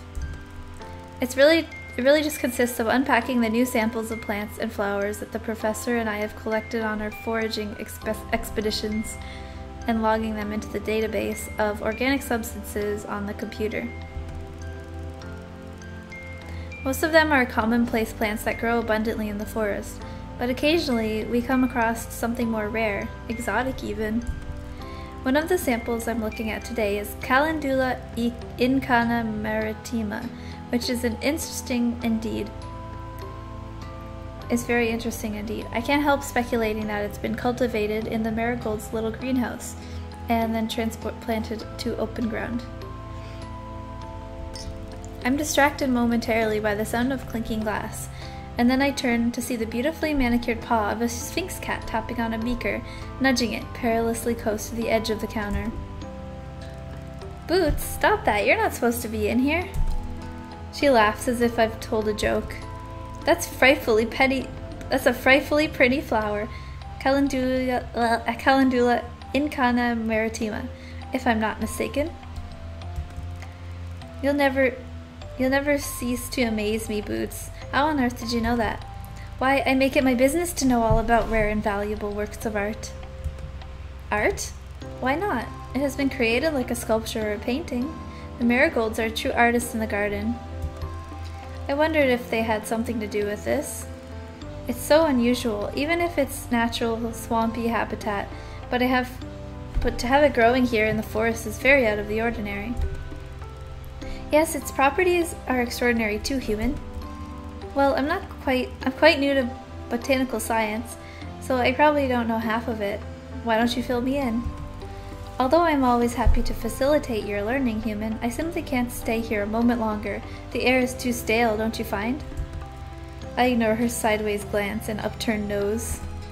Let's go to the beach and drink some coconut water, and I'll tell you everything you need to know. Snoots, I'm not going anywhere until I finish this. Don't be ridiculous. You can tinker about in here anytime, but the sun will be gone in an hour or two. I'm not tinkering, this is my job. If I don't get it done, the professor will want to know why. Then explain to him you had better things to do. Snooty booty, I won't tell you again. If he catches you here, Popper will cage you.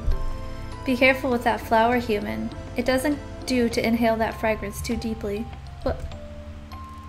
I turn to ask why, and see her flounce out, knocking the beaker with a swish of her tail as she does. You did that on purpose.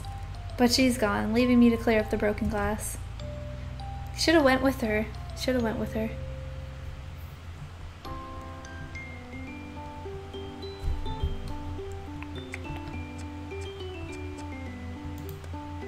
Let's see. One more recon. Oh yeah, there's no more that I can do right now because I have to unlock, like, gift from Trixie. Gift from McMurphy, so I have to probably get a gift from McMurphy. So we'll just continue talking to McMurphy.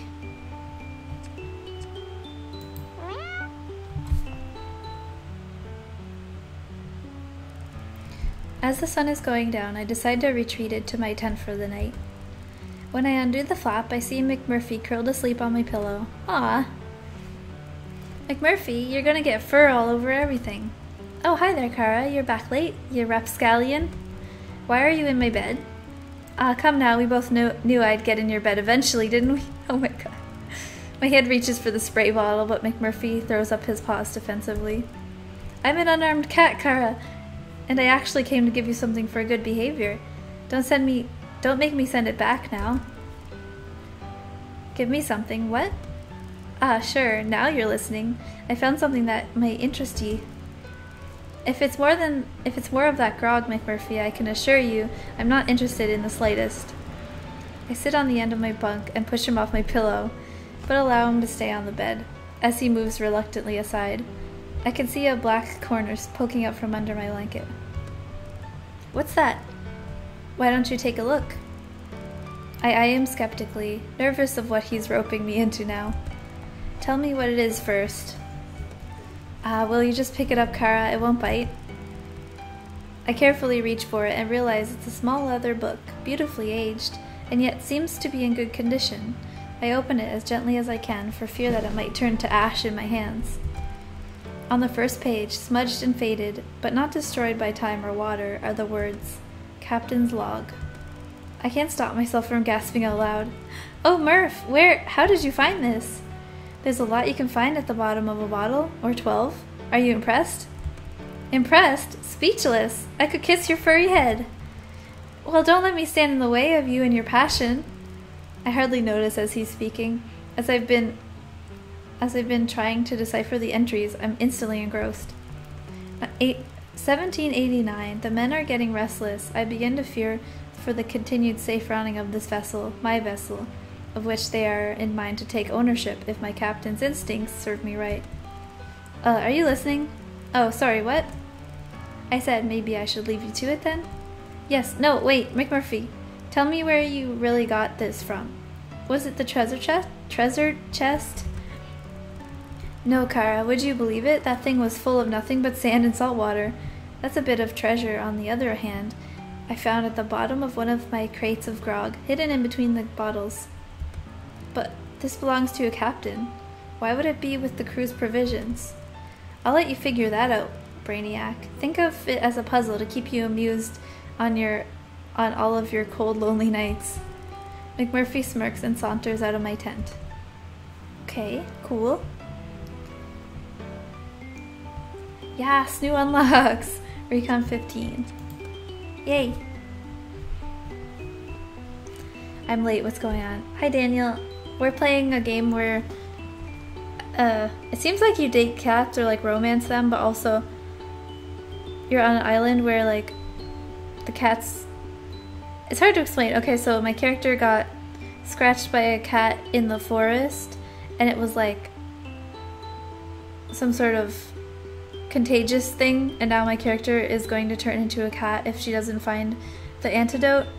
So she's working on finding the antidote and solving the mystery of the island by talking to the members of the island, romancing the cats, and doing research. So let's do One more recon. Hi, past the breakers. The game's nuts, we all lose our minds slowly. I'll say she's 34% furry. I'm not furry at all. I'm not like part of the furry fandom. I want this game, werecat. Yeah. Seafoam is secretly the human version of our Lord and Savior Glob. Yes. The diary Purrfect discovered in the shipwreck could have some invaluable information. Yes, so let's read that.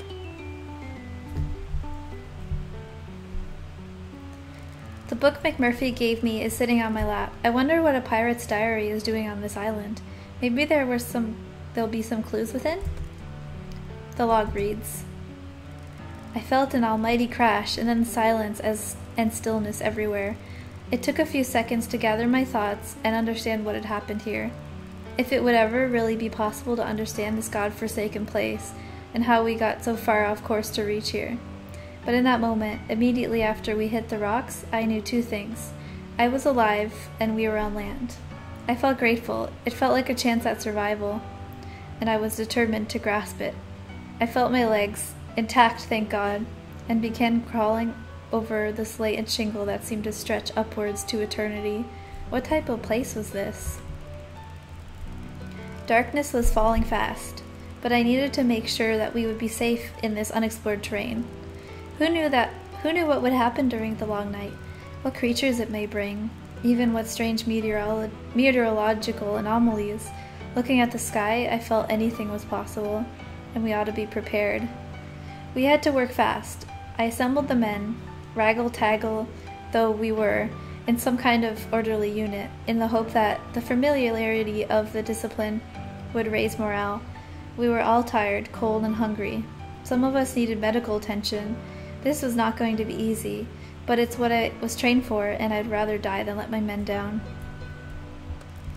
We need to make some shelter, my voice sounded thin and weak against the sound of the waves crashing. At first light, I looked around and began to stalk properly. It was gratifying to see that the temporary shelter we had cobbled together last night was still intact, and no disasters had befallen us to add to the difficulties we were already burdened with. Considering the conditions we erected this makeshift cover in, and how short a time, I felt heartened for the first time since we were out at sea, before the strange electrical storm began and ended with us being thrust here against the unforgiving rocks of this terrifying place. We could do so much more with daylight on our side and food in our bellies.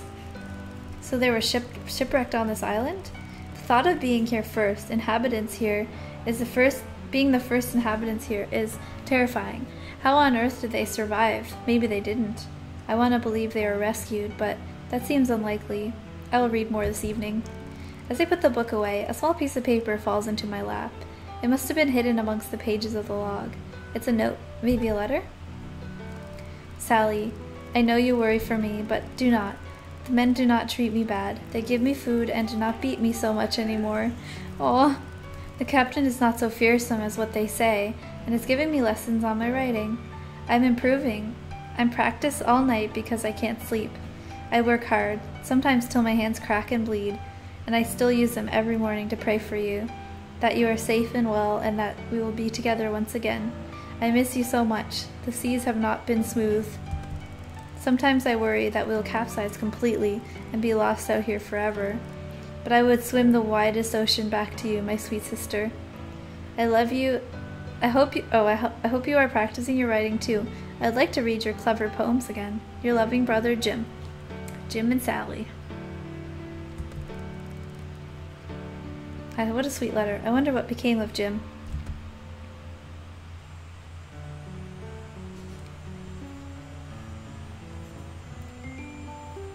Okay. Gotta rest because I only have one heart left. You had a lovely nap and wake up feeling revitalized. Your energy has been restored. Magic! I didn't have any creepy dreams that night. That's good, I guess.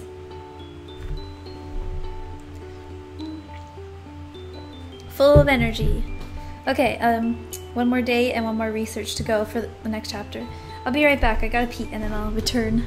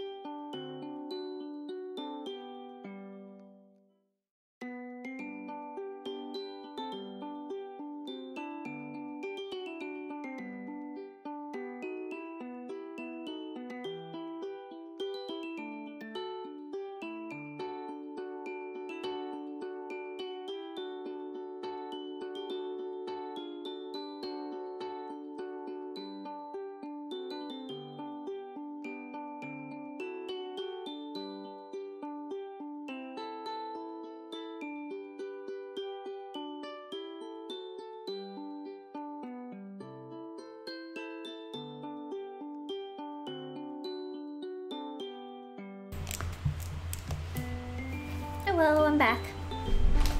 I got some of these crackers.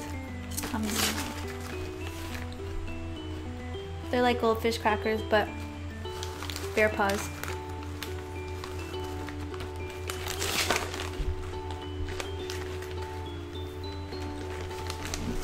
This game is cute. I'm glad you like it. Game concept isn't bad. It's just Ubi is acting up, and people in online games are creating salt for it. What? Oh, you're talking about something else.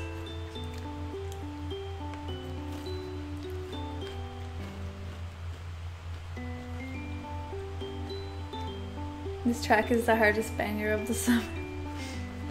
Is that a dog on the couch? Yeah, that's Ruben.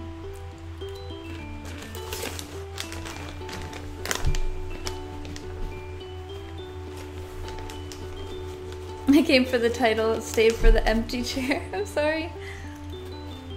I had to have a pee break.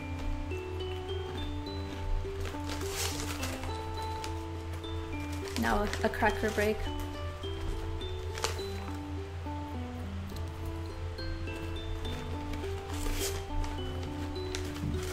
Pet the doggo. He's way over there. I can't reach.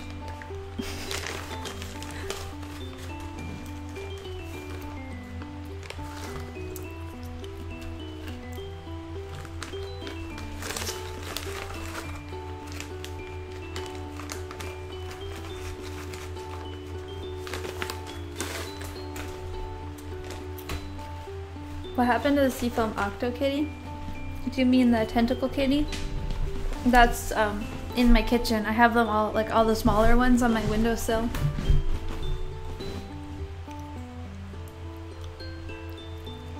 Title seems furry-ish. No, furries don't date literal cats. This game is like literal cats.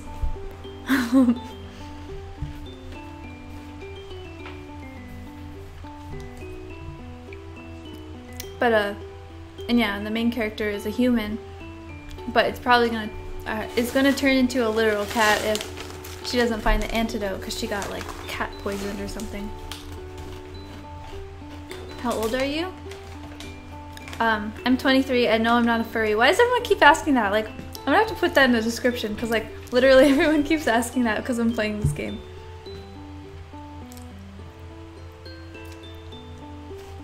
Like I'll answer it and then like 2 minutes later someone will ask again.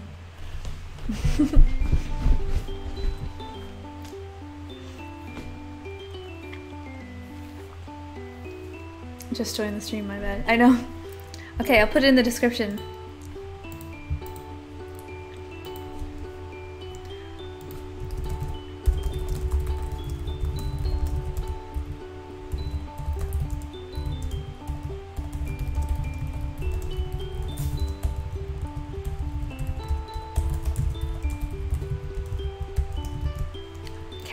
I'll put it in the description.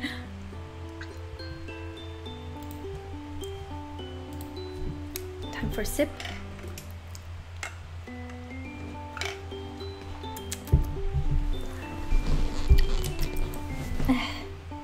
It's hard to sit comfortably without like being like totally off camera because this chair leans back so far. Okay, I think I'm ready. Okay, so let's do one more date.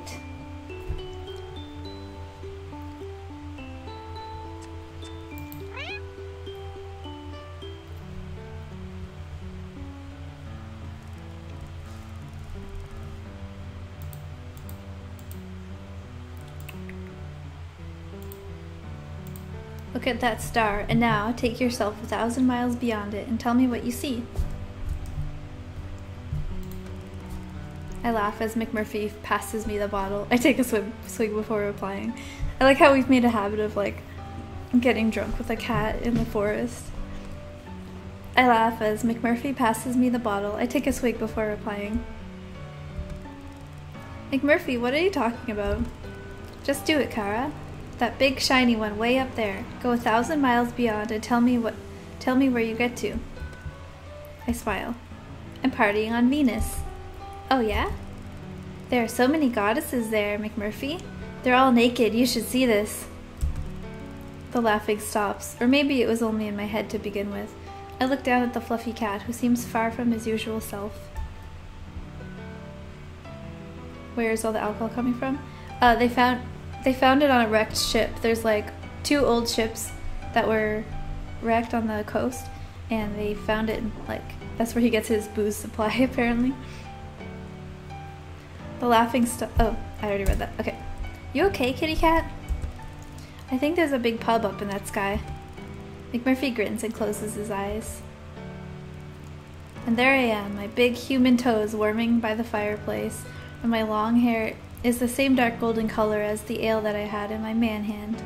There's singing, lots of it, and people dancing all around. Those that can't find space to dance on the floor, dance on the tables, naturally. There's an old sky pirate in the corner telling me his stories to anyone who will listen, of times when he sailed to Jupiter or Mars. And then, you're there too, of course. You're sat right next to me. We've unlimited drinks because we're famous in these parts. We're practically royalty. Ale, stout, beer, whiskey, they just keep coming. And when it gets dark and the place is quiet, we sneak out to the back, into the beer garden. There's a clear view of the earth from where we're sitting. We don't miss it. McMurphy spits. We talk about our adventures, how we sailed off of this damn island, and how the ships became airborne. We talk about how we fought the big-breasted, bloodthirsty alien wenches of the Emerald Star, and how we had to charm our way out of the space slug's lair, and I reckon we've had a lot of fun. Of course, you wouldn't be able to keep your paws off of me. You'd be begging for a kiss, and I'd be saying, "Now, Kara, I'm not a piece of meat, you know." And you'd say, "Oh, McMurphy, please, just one of your world-famous kisses, the fancy French kind." And I'd be saying, "Please, Kara, control yourself." I start snickering again. What are you laughing at? You? Are you trying to say that you wouldn't be all over me if I was a human? Of course I wouldn't. Ouch, now don't be mean. You'd be the one begging me for a kiss. What on earth gives you that idea? Ah, top of the morning, Kara. I love you so much, to be sure. Give me a smacker.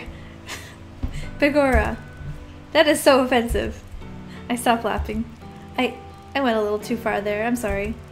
McMurphy lets out a wry smile. Well, maybe I would try to steal a little kiss. Who would blame me? You wouldn't get one.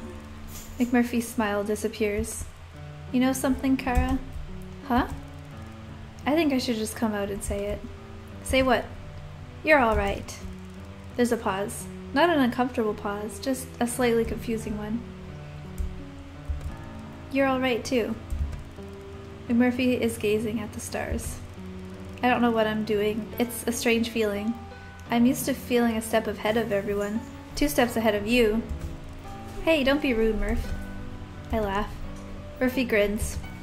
This feeling, it isn't new to me, but I'm not sure what it is.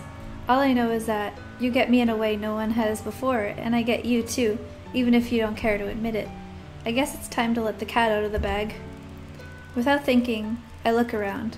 I'm so used to bagging and unbagging cats for my work that I take him literally, but his expression stops me from reacting. I've become attached to you in these last few weeks. You've captured my heart, and I don't want to be without you, Kara. Oh no, I have to tell him if I love him or not. Will this like end my progress? Because I still have like 6 chapters to go. McMurphy has a really weird stare. Yeah, he does. Well, there's no way to like save and try again. This is frustrating. I hate these moments.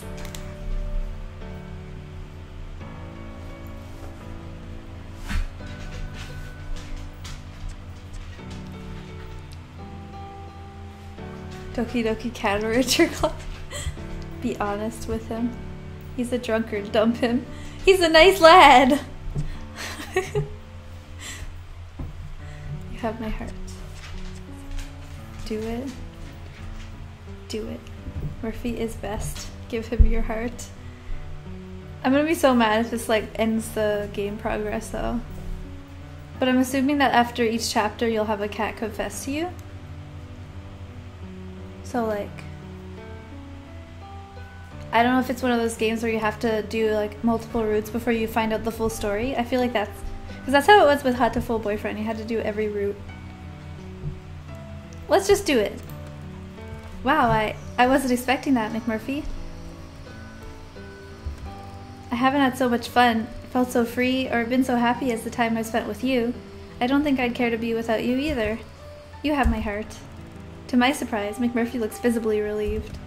Well, Kara, I look forward to many more adventures with you. Achievement, relationship goals, McMurphy. Okay, so, this is stupidly adorable. Thank you. I agree. Ready to leave. Once you complete your research, you have time and cat on. What? But, okay. I didn't unlock any other kitties, so it must be like I play again, do the other cat in the options. Yeah, I'm pretty sure this is a game where you have to do every cat route. I'm ready.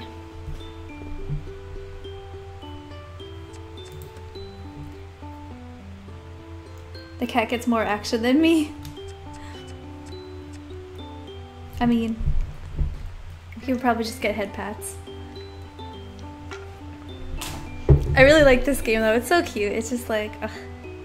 I hope you guys like watching it. I'm probably gonna do, I have time to do one more route, I think.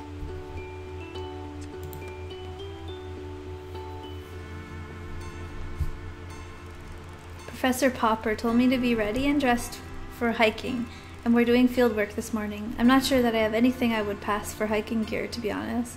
Some sturdy shoes would be good. Oh well, lab coat and trainers it is, then, as usual. A message from the professor lights up my catalog. Set to go? I'm waiting outside my tent. Ah, Nora, are you ready for our field work today? Yes, of course, Professor. May I ask where we're going? Somewhere I think you'll find very interesting. The professor hands me a backpack. Here, take this bag. It's very full, but so surprisingly light. Popper has set off at a brisk pace, calling back to me over his shoulder. This way. I run to catch him up. After some serious walking with me, struggling to keep up, the professor stops abruptly and listens. Do you hear that? There's a distant sound of bubbling water. We're almost there. Secretly, I'm relieved. I don't think I could go much further. Just a little climbing. Climbing? I hide my dismay. Where does he get his energy from? It's just at the top there. It's not as difficult to climb as it looks. We're in front of an almost vertical rock face. Just copy me. He clambers up expertly. I manage to find a spot that will support my foot and start the climb. I make a little progress before slipping and falling flat on my bum. I try again. This time I take it slow. Again, I fall. What happened to the benefits of catification the others keep going on about? The professor notices I am having trouble and holds out a hand for me. I manage to climb up, just enough to take hold of him, and he lifts me the rest of the way. His strength is impressive, curious even. Strangely strong professor man. Not a fan of climbing, eh? I can't say I've done much of it, Professor. Come along then, I can get you there. He pretty much pulls me all the way to the top, and then leads me to the entrance of a small cave. The sound of running water is very loud now. Instantly, I see why. A natural spring has cut its way through the rock and created a beautiful cascade of sprinkling clear water. It looks delicious. I kneel down without thinking and begin to drink it. It tastes amazing. As I come up for breath, I see the professor looking at me with suspicion. You should know better. It's never wise under any circumstances to ingest something that is unproven, but here on the island, it would be prudent to exercise more caution than usual. I feel embarrassed at my lack of consideration. Yes, of course, sir. I wasn't thinking. I felt so thirsty, and it looked so good. I do understand. Many have made the same error. Fortunately for you, this is tried and tested for safe consumption. It's good, don't you think? My body feels suddenly re-energized. I feel like I could climb any wall. It's incredible. I feel fantastic. What's in it? We don't know. That's why we're here. We need more samples. We've been studying this water for months now. We still know very little about it. Check your bag. I open my bag. It's full to the brim with empty plastic bottles. We'll need to fill in all of these with water. We're going to need as much as we can carry. I do as he says, but the time all the bottles are full and back in my bag, it weighs a ton, but I feel like I can lift anything. The effect of the water is powerful. So that's why he's so strong, probably, too. The professor has packed his own rucksack. That should do for now. Let's get these back. We make our way down the rock face and back to camp. I have no problem keeping up with the professor. I feel like I could run all the way. However, as we get closer to home, I start to feel the effect wear off. My bag becomes unbearably heavy. The final limp into the camp is torture. I need to rest. So it doesn't last that long. I wonder if they get addicted to this.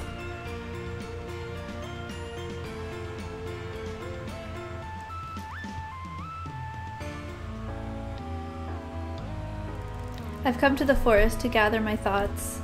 This morning, I noticed another change in my appearance. Up until now, it's been easy to cover up my transition. I just had to keep on top of removing the excess body hair. Even the stub of tail that appeared a few days ago has a bit of problem. Who'd see it? But this new development is definitely a turning point. How am I going to explain the fact that my pupils have turned into vertical slits? I can't risk anyone seeing me like this, so I'm going to hide out for a while and see what happens. It's a beautiful night, and McMurphy and I are laying on the sand by the old shipwrecks, relaxed in a way that only cats can be. When I remember back to all the anxiety and stress I used to live with, the endless hours fretting over the antidote and research, it makes my fur stand up. I thought our lives depended upon it. It was my love for McMurphy that finally got me to see sense. Why was I so desperate to make him the same as me? Hadn't I fallen for him the way he was? So I decided to turn it on its head and become like him. Oh, look at it! I turned into a white kitty.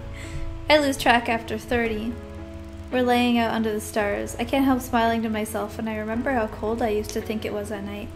Mac used to rib me for my whining. Now here I am. You see, the trouble is, Kara, you're still thinking like a scientist. What do you mean? When you count the stars, you begin at 1 and assume you're going to keep chanting numbers until you've quantified the whole entire galaxy. He laughs until his eyes twinkle with moisture. Oh yeah? Go on then, Murph, the wise. Enlighten me on a better way of counting.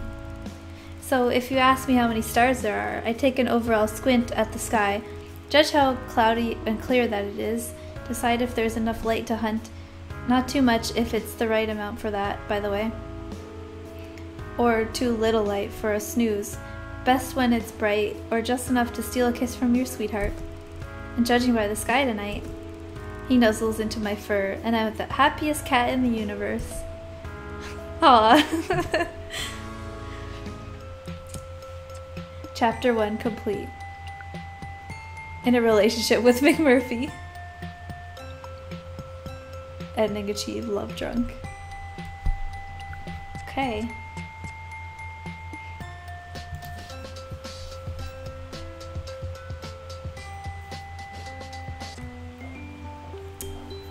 Oh, you have to be a different person every time. Oh. So you romance each cat, and each scientist is lost on the island because they gave in to the cat drug. So. Okay. So I guess it doesn't matter. Stacy, Rosemary, Doreen, Ben. Here we go. So we're gonna have to use up all of these islanders.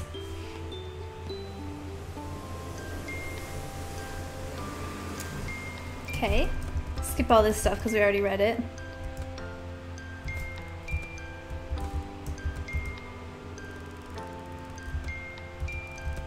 Blah blah blah blah blah.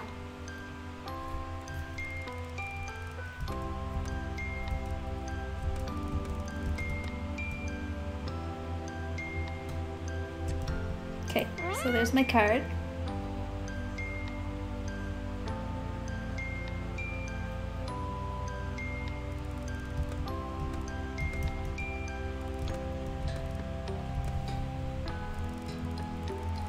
So we're joining the camp. We see Miss Marigold. Meet the professor inside. And then he gives us... Last time I got whiskey. I don't know if this part actually matters, but... That's something we have an abundance of. There are plenty of safe natural springs on the island. We have the bottle kind too. I'm relieved he passes me a bottle of water, but I'm not too keen to start drinking from a natural water source until I have personally checked that they're not used as cat urinals. I don't expect you to begin work until tomorrow, so I'll just give you your kit and basic instructions. Okay, so we already know how to use the catalog.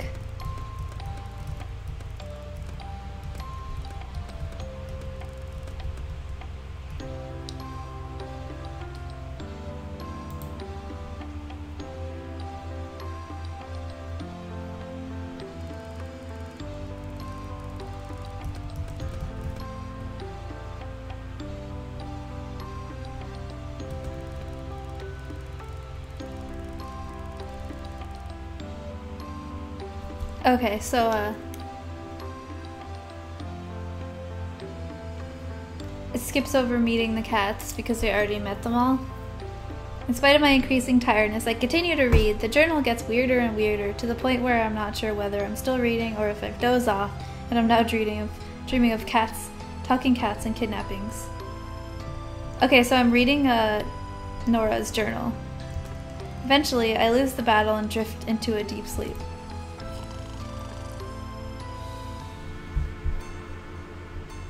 I wake with a start, and it takes me a moment to get my brain into gear. I can hear a scratching sound and the rustling of paper coming from the tent. It's a cat with something in its mouth. Suddenly, I'm wide awake. No! It has the journal! Wait! But it's disappeared into the night. Before I know it, I'm out in the cold of night, chasing it, running with all my might. I must get that book back. It has everything I need to know in it. Barefoot, dressed only in a t-shirt, shorts, running at full speed into the forest. This is familiar. I know. I read this in the journal. Something similar happened to the previous assistant.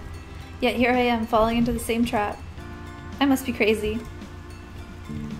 I slow to a stop. I think I'm going to be sick, and I realize, of course, I'm close to the danger zone. Everything goes black, and I fall to the ground.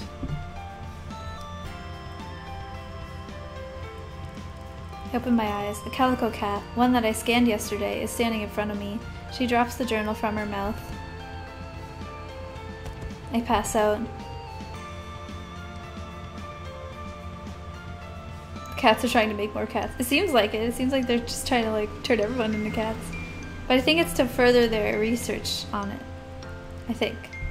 Oh, there's Nora! Hello, I say. Can you hear me? Are you okay? Here we go again.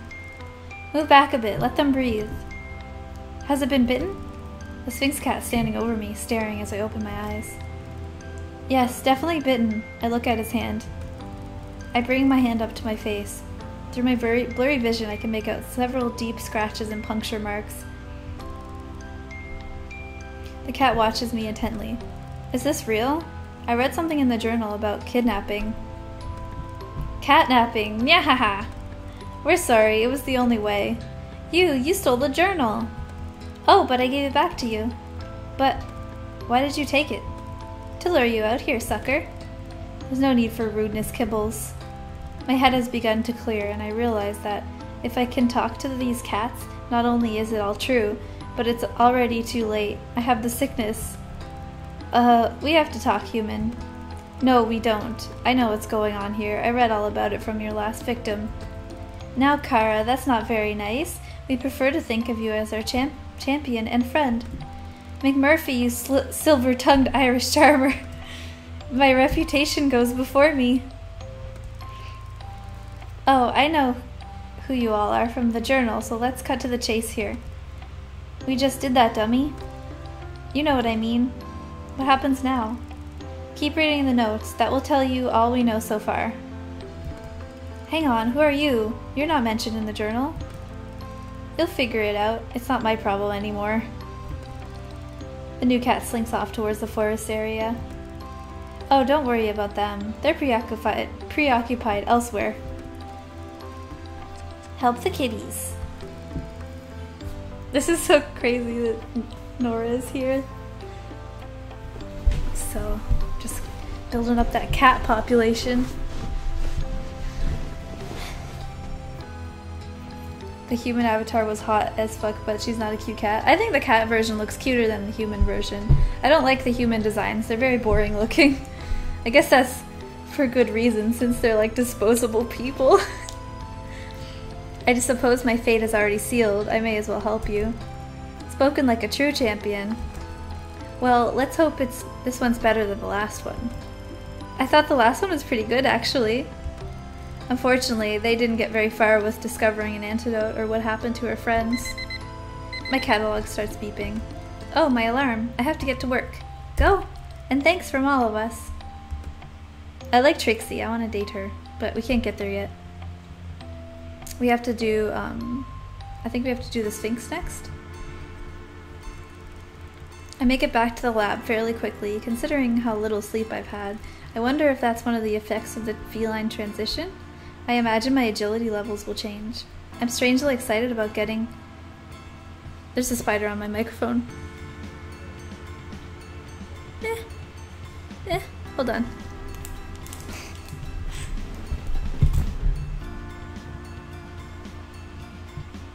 Please don't bite me. Just get on my hand. There we go. No! Please. Ugh.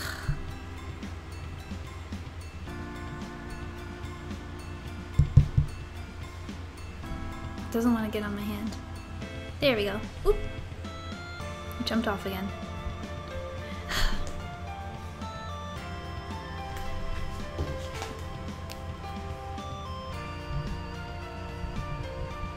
Get it on this.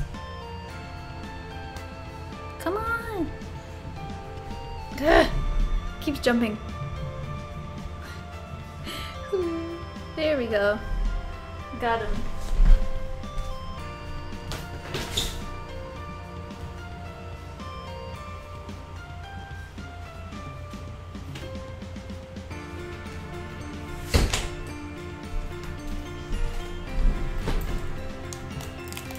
He's outside now.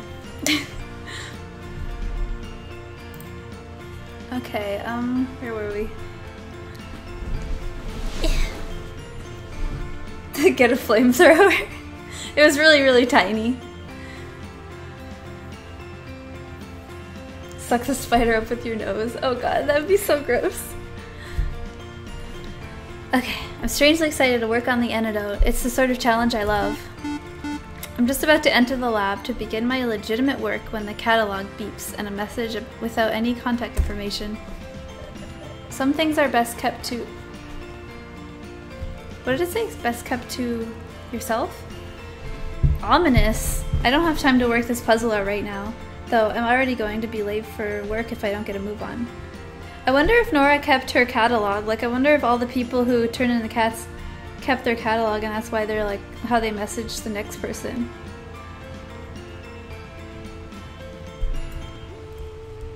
Okay, time to get to work.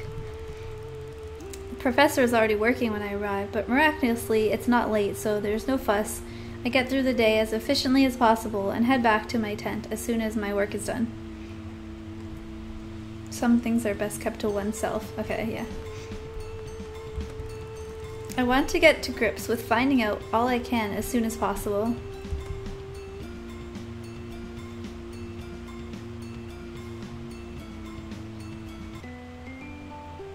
Okay.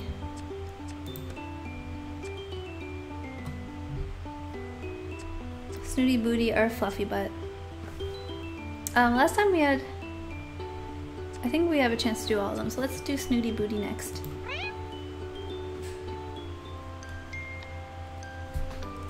I'm splayed out like a starfish on the beach in my bathing clothes.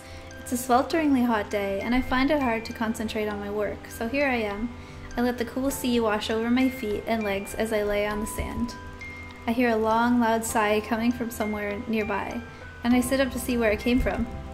Snooty Booty, in repose under the shade of a palm tree, is looking about her with a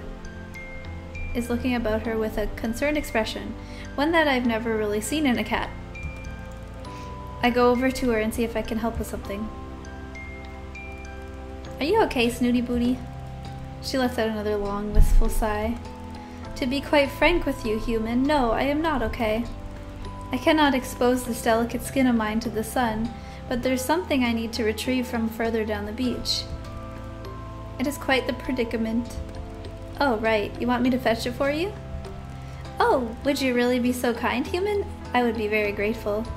Sure, it's not a problem. We can't have you getting that delicate skin of yours at risk, can we? Snooty Booty looks grave. Indeed not. Skincare must come above all else, don't you know? One must never expose one's skin to the elements, human. It really is quite aging.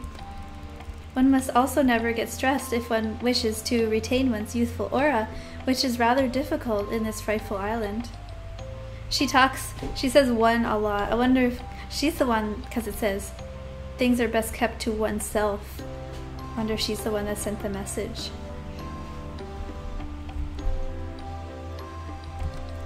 Oh, I know, believe me.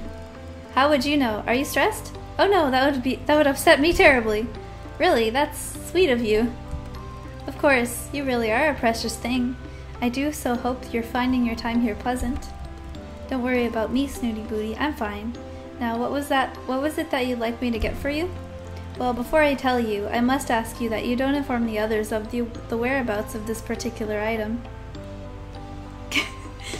Snooty Booty! Yeah, I like her name, it's really cute.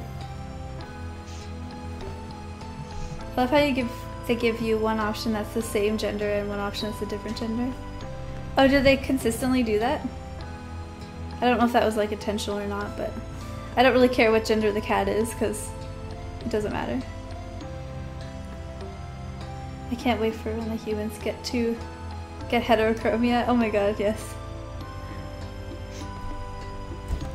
It's very dear to me, you see, and one of the few luxuries I have all to myself. Of course, that's no problem. I can be discreet when I need to be. I do hope so, human. You see, along the beach, just south of here, there is a tree which bears the ripest of coconuts all year round. It is quite splendid. The coconuts are always so sweet and creamy. Snooty Booty looks as if she's lost in a wonderful dream. Sounds lovely? It is. I like to drink coconut water as often as I can. It is so good for the skin and waistline. But the less civilized denizens of this island keep knocking the coconuts down before they're fully matured. Fortunately, no one else seems to have discovered this particular tree yet. Well, okay, Snooty Booty. I'll try to find some coconuts for you. I'll be back soon. You have my thanks, human. I love how people are instantly okay with talking cats. No, he's not instantly okay. He already learned, because he learned about the sickness that he has contracted from them, and he read the previous scientist's journal, which explained that when you have the sickness, you can talk to cats, because you will become one. I've been walking for a lot longer than Snooty Booty led me to believe. I'm not sure if this is even the right tree.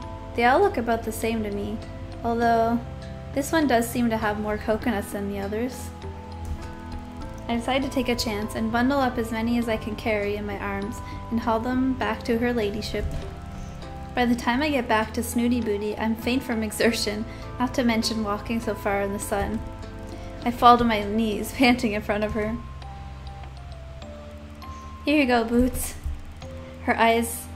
She eyes the pile with a distinct air of disapproval. Oh no, I got the wrong coconuts. I only needed one coconut, human. Oh, these are far too many.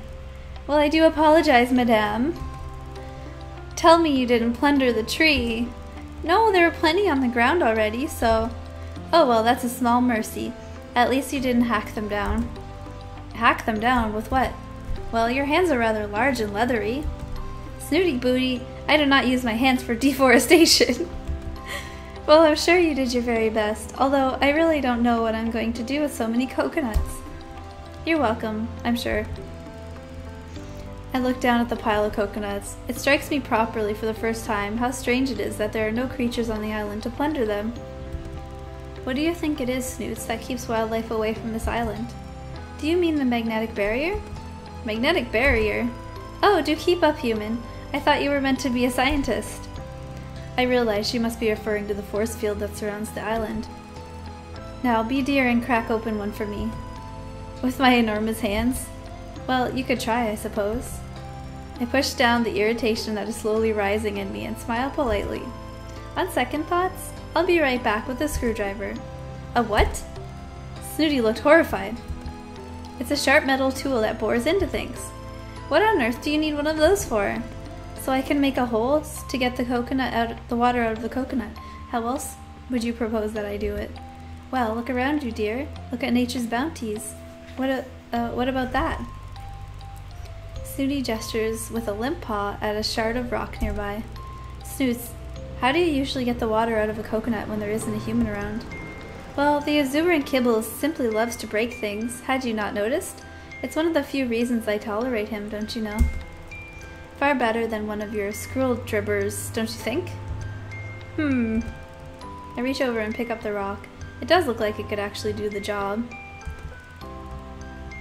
Hi, Mr. Chaos.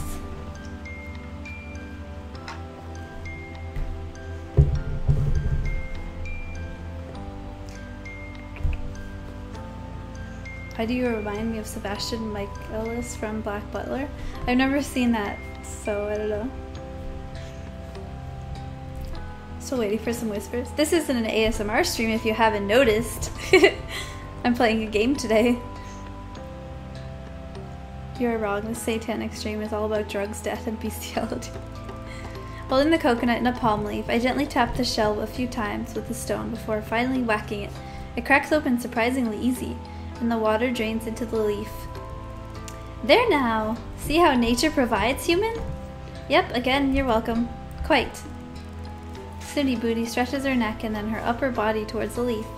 She sticks her tongue out, as far as it can go before raising her big eyes to me. I can't quite seem to... I suddenly realize what she's getting at. Let me help. Nathan Walsh, thank you for $2.79. I let her struggle for a moment or two before I begin to feel a little bit like a child pulling the wings off of a fly. She can't help the way she is. You seem to be struggling a little, Boots. Well, you placed my libation slightly out of my reach.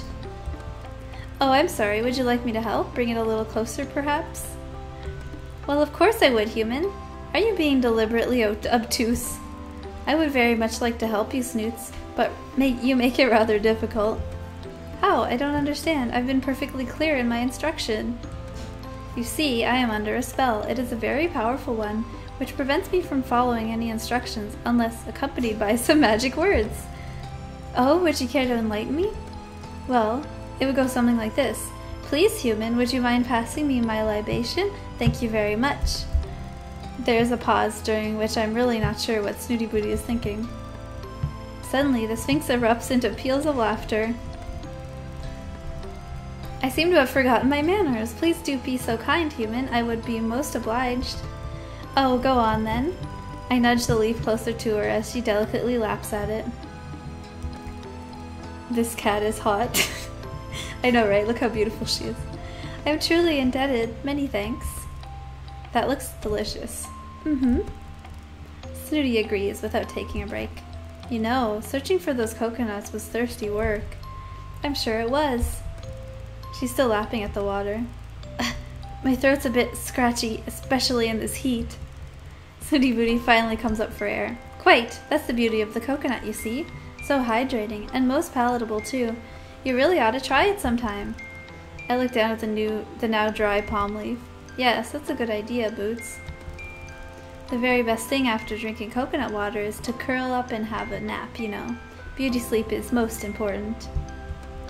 Oh, is that so? Indeed, human. I suppose you have other things to do now? Well... Snooty Booty yawns and closes her eyes. I suppose I do. Sweet dreams, princess.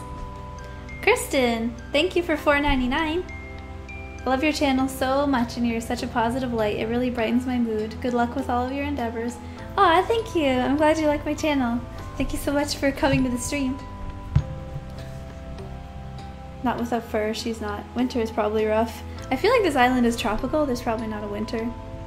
The big orange cat is so thick. Yeah, we'll get to him eventually. I found a tiny bird that couldn't fly. Took it home and put it in a box with some seeds and water. I hope it gets better. Aw. Is it like a fully grown bird or like he has a broken wing or something? Usually, you can, if you look online, you can find wildlife rehabilitators in the area. Like, even if they're from just like the same state or whatever, sometimes they have people all around the like different cities that can come and pick up wildlife and help like rehabilitate them. Even if like they're really injured, they can help them like recover and give them medical treatment and stuff too. So you definitely look into if there's a wildlife rehabilitator in your area. I found a crow, an injured crow, like a month ago or something. He was outside and he had like an injured leg and an injured wing, so he couldn't fly or walk. So I put him in a cat carrier and brought him to the vet, and then they said that they have a wildlife rehabilitator that comes and picks up the wild animals.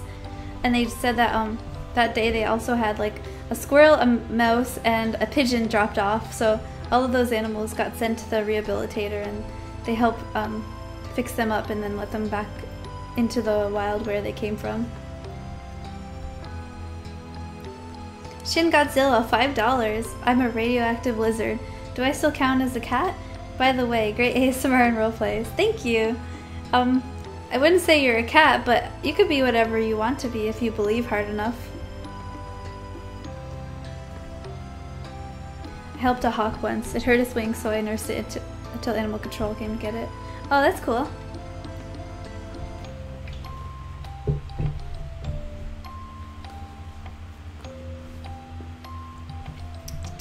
Where did you buy your headphones? I got them from Amazon. They're called Sensi cat ear headphones, I believe. Crows are so human-like, they hold grudges. Yeah, they're like, I know it didn't happen to me, but I read like stories of people like if there's a dead crow in their yard, they went to pick it up to like clean up the body, and all the other crows came out and like started screaming at them, and like they're on watch to see if like if the perpetrator came back to eat the body, and they probably thought the human was the one that killed the bird and was coming back to eat him. So after that, like, the birds didn't really like him. Oh, Appiology, thank you so much for $20. I hope you're enjoying the stream. He can use his wings, but the bird just belly flops on the floor when he tries to flap away. He just kept skipping around.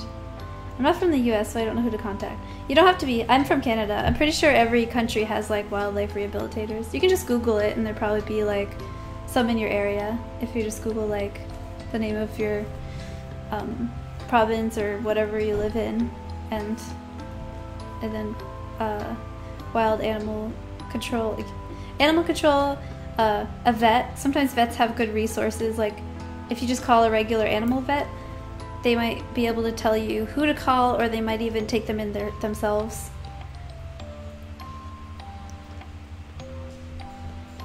Are you a real cat? I try my best. Okay. She snores softly. She's taking her nap.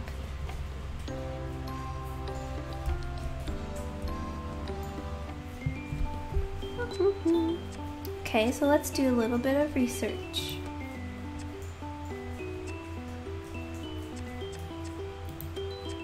Never thought I could add feline hairstylist to my CV, but it looks like today is my lucky day. Oh, okay.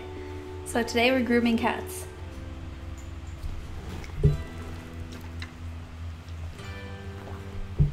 I put on latex glove and gather my tools. This song.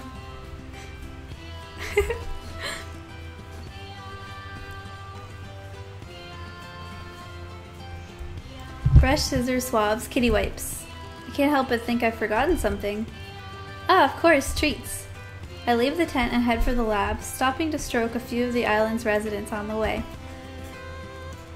Meow, meow, meow. Oh my god, his face. He has cat ears now. I call it to the lazing subjects as I enter the lab. Oh, his face is back to normal. Okay. Looky, looky, what have I got? I shake the bag of treats and the small lab erupts in hungry meows. If you want these, you'll have to behave, okay? I open the first crate, home of the grouchy old Mr. Bumble, and gently lift him onto the counter to be groomed. Morning, Grumpy. Let me check your ears. No debris. Lovely. Debris. I have a feeling you may be discharged in the next day or two.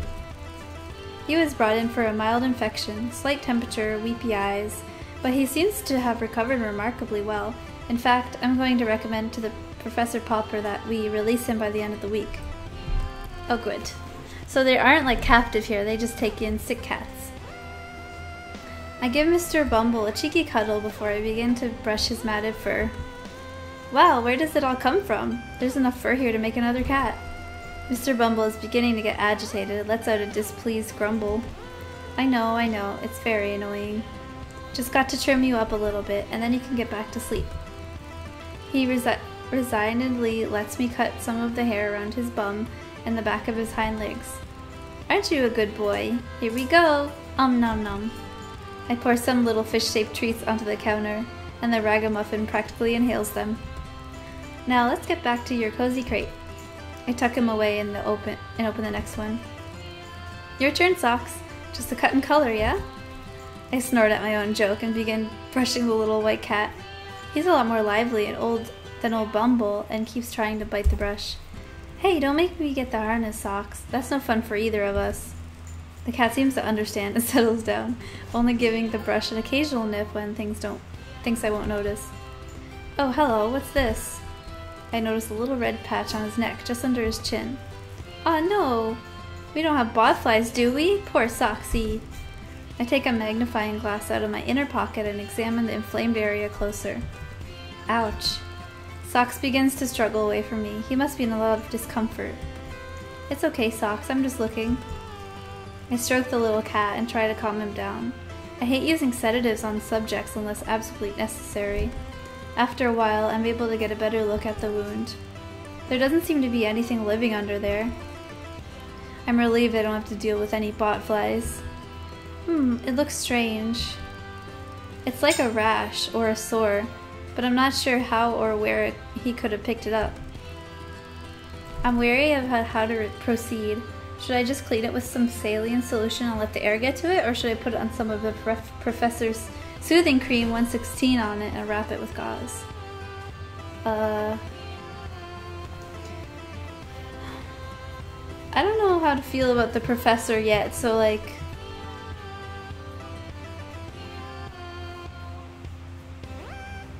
soothing cream.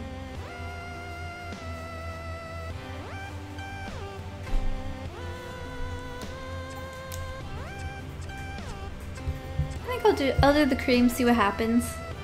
It's not my fault. The Professor has it for soothing things, so it should do the job. The cream is designed for conditions like this, so I suppose that's what I should use. As I approach, Socks arches his back and puffs up his fur. I'm surprised by his reaction. He's normally quite a brave little soldier. Maybe it stings? I dab a little bit of the cream onto my arm to see what the effect is. After a few minutes, I realize what a twit I'm being. A cream designed for a cat is hardly going to affect my skin. I get on with the job and hand apply the cream to a very peeved Socks. Later that evening, I notice a small patch of smooth pale skin on my arm and realize the hair is rubbed off. Oh. It's hair removal cream. I wonder if the Professor is infected as well. And he's removing the hair? Because that's what Nora was doing. She was removing her hair as much as she could so people didn't know she was turning into a cat.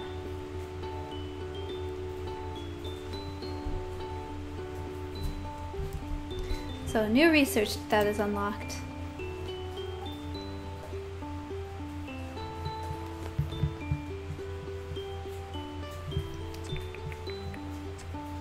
Let's do some recon.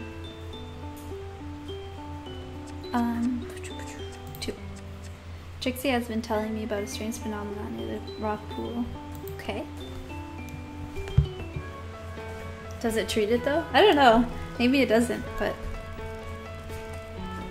I've taken some time off today so that Trixie can show me the water pool she's been telling me about. I have some sample bottles in my backpack, along with some food and a blanket. If it's nice, we can have a picnic lunch out here. So the pools appear to be different colors? They don't appear to be, Humi, they are. Well, we can't prove that until we've tested them. Reflection, refraction, and dispersion can play some fancy tricks on the eye. Pooh to your testing! You take all the magic away, science person. It makes your world very dull, I think. Maybe you're right, Trixie. Let's wait and see what wonders you're going to show me, eh? That's right, this way. How did the cat know it would remove the cat's hair? Maybe the cat was like one of the... Maybe the cat got turned into a... But was a human who got turned into a cat before and they like used it on themselves. She's disappeared from sight. I run off to the cliffside where she was walking around. Over to the edge, I could see that she jumped to a small rock shelf about 4 meters down from where I stood. Come on, you can do it. Don't be a fraidy cat. I'm more concerned about how we'll get back up again, actually. There are kind of steps further along, but this way is closer to the entrance. Not wanting to appear too much of a killjoy, I clamber over the edge and lower myself down, dropping the last few feet. Impressive! You're getting a feline spring in your step. If you say so. I'm worried I may have twisted my ankle, but I don't want to say anything. Follow me, Springy. She's disappeared again. It's like keeping up with a jackrabbit. Follow my voice. And suddenly an alarming sound is coming from between 2 rock faces. It's high-pitched, screeching, and very loud.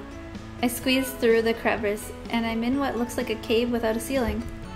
Trix, stop! The sound is so amplified in this enclosure, it's become deafening. Sorry, Humi, it feels so good. Have a try. What? Yell, shout, scream, sing! At the top of your voice, as loud as you can. Oh, really? I feel self-conscious, but I'm dying to have a go. You only live once, and it's so fabulous! She makes a noise again, but this time I join in. It's fantastic!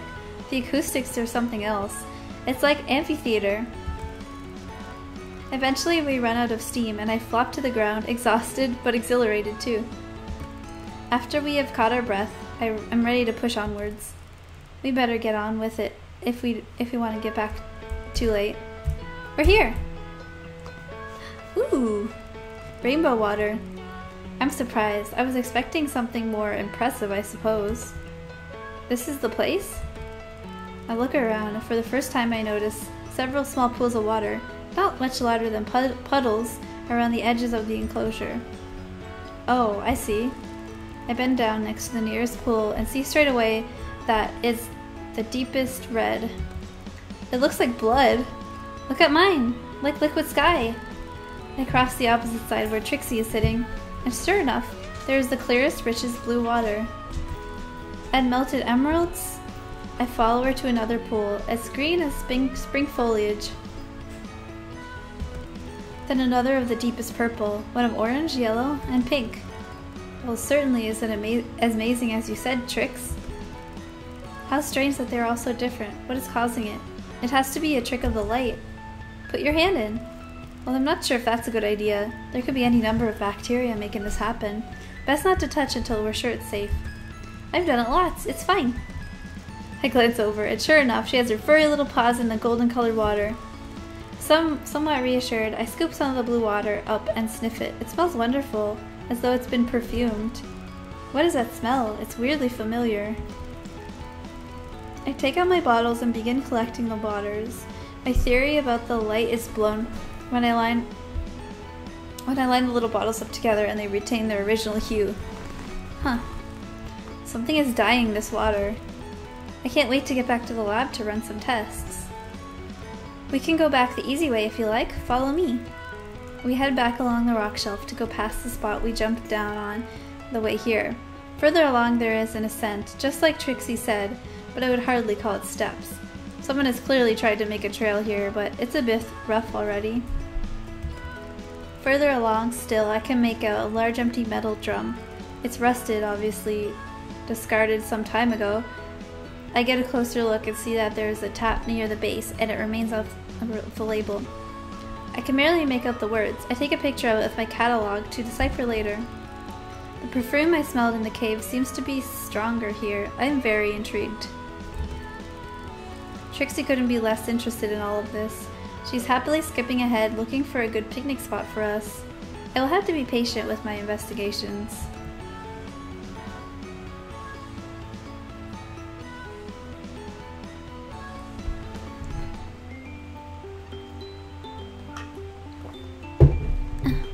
Okay. Let's do another date. Oh. I'm too tired. I'm gonna rest first. You had a lovely nap and wake up feeling revitalized. Your energy has been restored. Magic!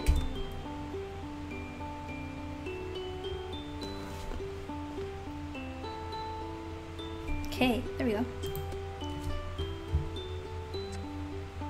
Snooty booty. Snooty booty! Snoots! I've been searching for this Sphinx for what feels like ages. For a cat that never seems to move, she's surprisingly difficult to find. I'm answered eventually by an unintelligible murmur coming from the shade of a nearby tree. Of course she's sleeping. Snooty booty. I poke at her gently to try and rouse her. I have something for you. A gift, as it happens.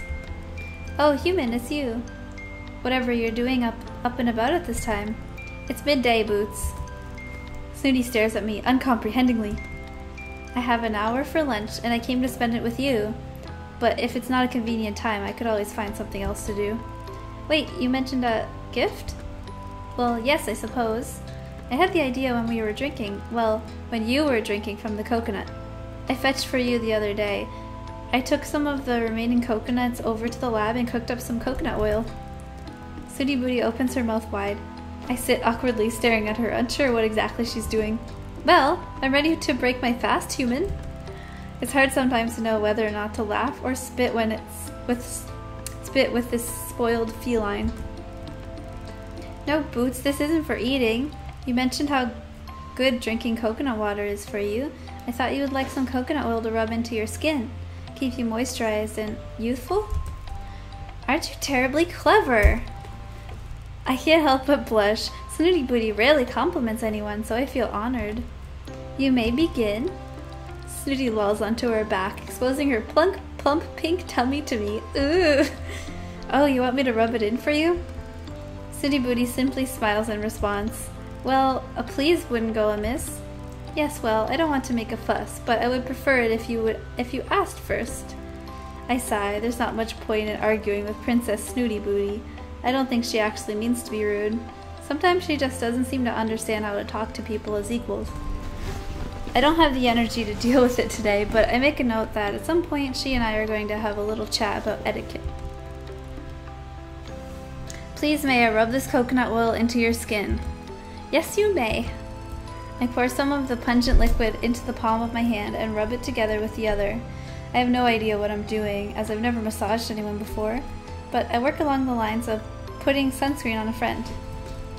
As I touch the warm, loose skin on Snooty's primordial pouch, I'm struck by how delicate she really is, and I try to be as gentle as possible.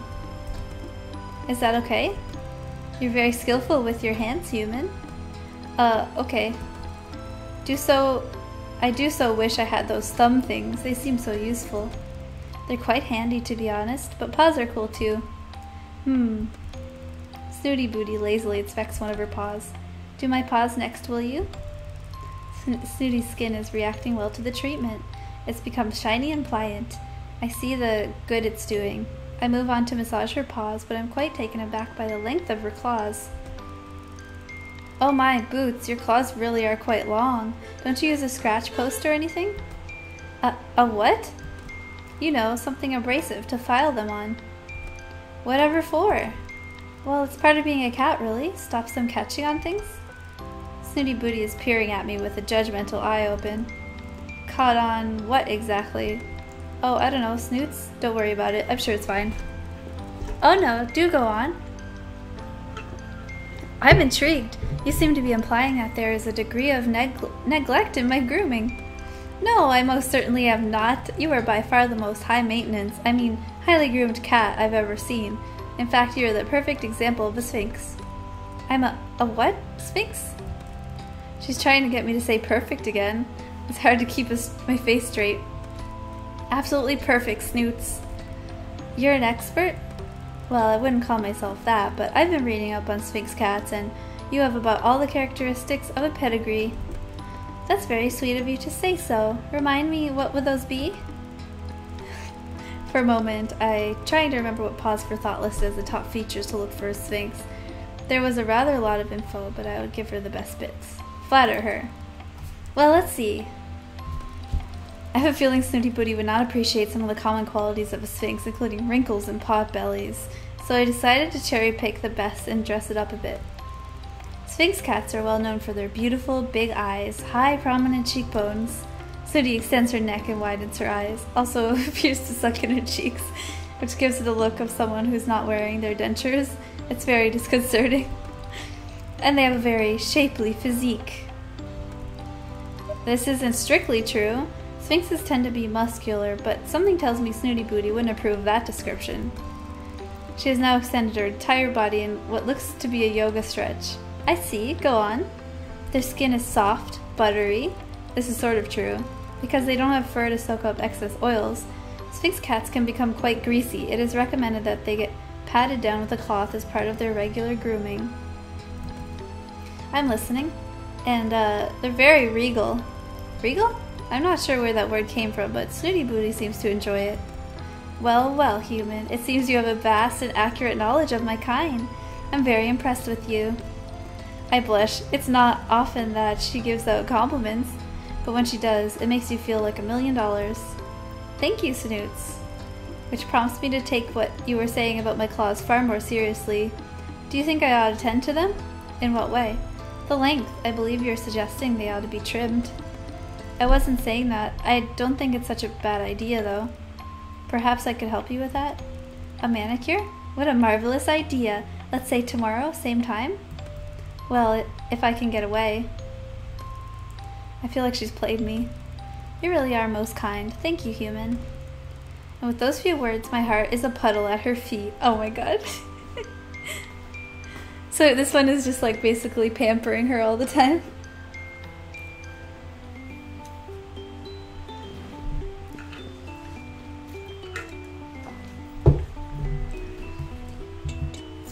Let's go to our nail trimming date.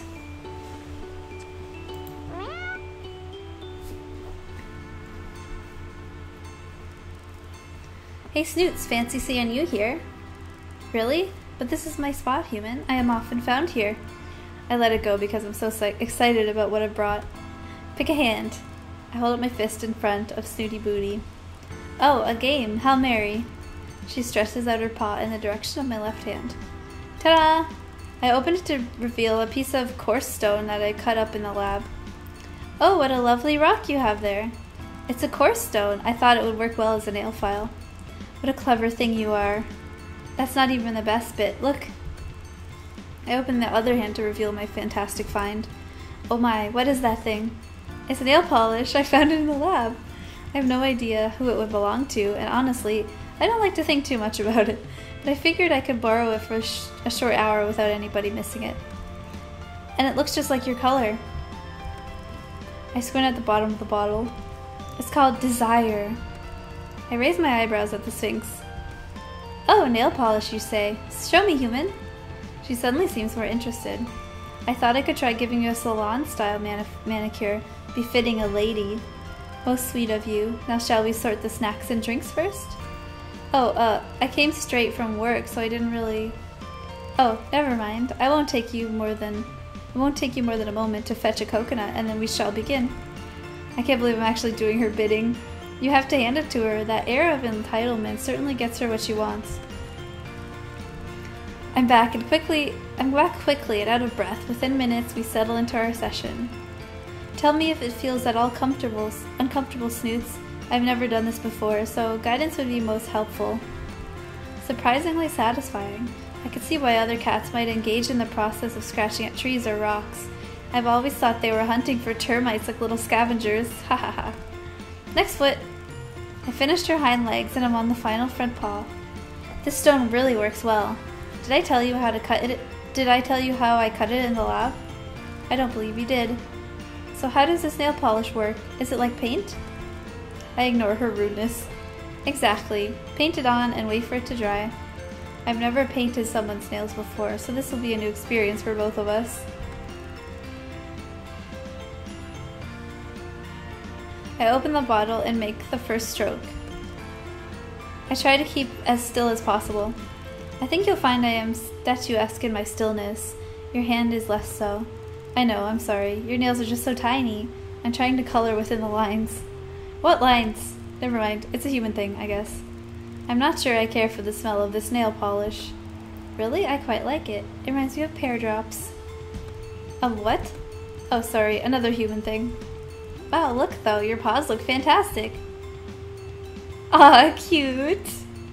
Long, sleek talons are glinting shiny red in the sunlight. This human is an idiot. Claws retract into their paws. That would mean the nail polish would go inside the snooty woody. She would leave them extended until they dry and then retract them whenever they're dry. I think that's how they would do it.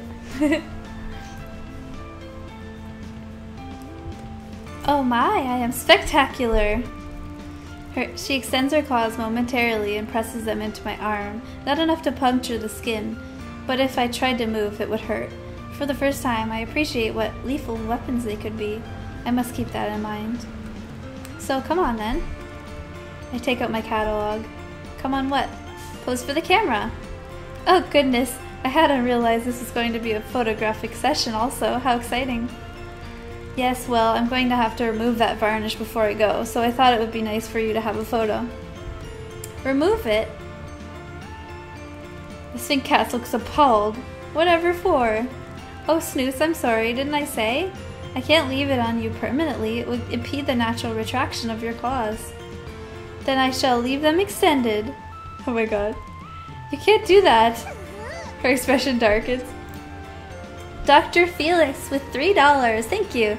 Me and my cat have a lot in common. We both love to eat and sleep. Also, will you ever get a tattoo? As always, much love and respect. Thank you. I don't know if I'll ever get a tattoo. If I do, I think it would be like something really small and simple. Like, I was thinking maybe ferret paws, because I have a ferret that I really love.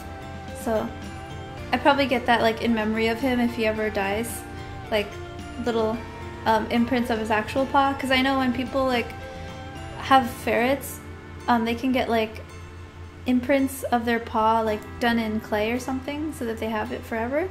I could get imprints and then like have like a ink version of them so that I always have his paw prints. And then if I got a tattoo, that would be cool, I think. But like I'm not really super into like tattoos in general.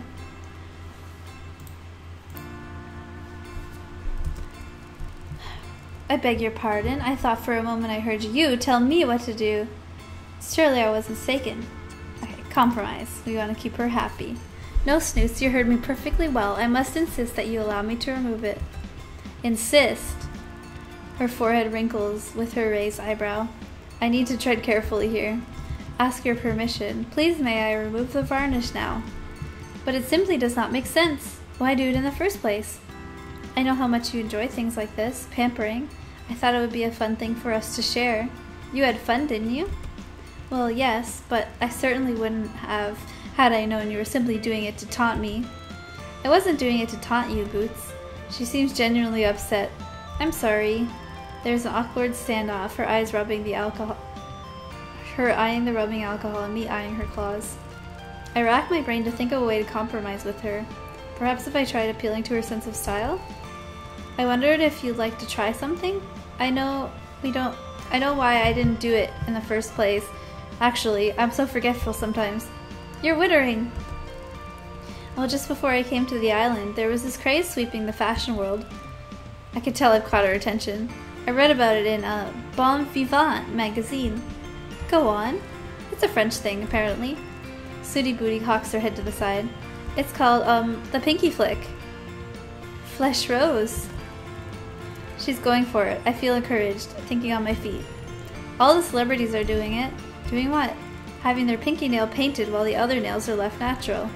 Just one nail? She looks intrigued. Yeah, it really does look so striking and a la mode. Show me! Bullseye. I go to take Snooty's paws in mine, but she snatches it away.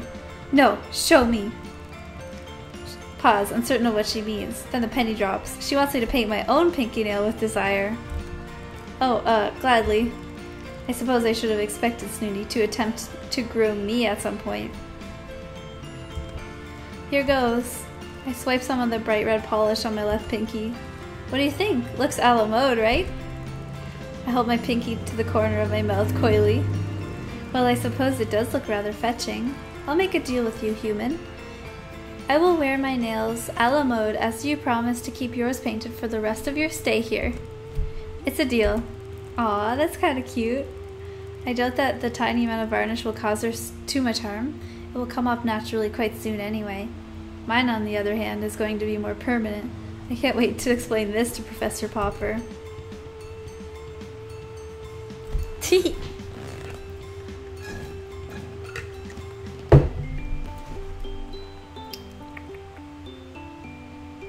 Was that car sound from Nora, or was that in real life? It's probably outside. There's a bus that comes by every 15 minutes.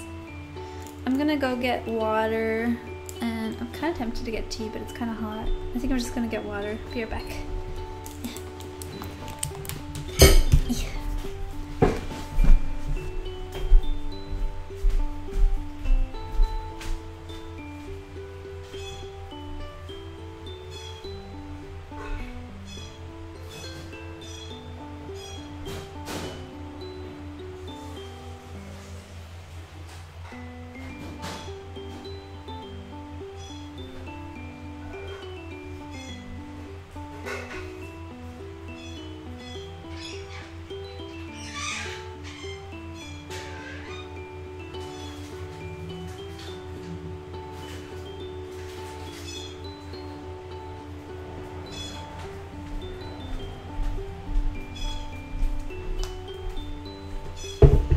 I also got one of these tofu thingies. I'm gonna eat it.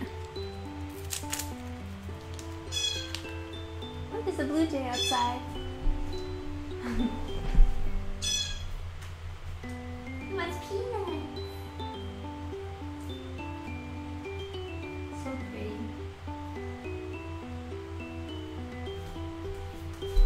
I have peanuts outside my window, and the blue jays come and take them.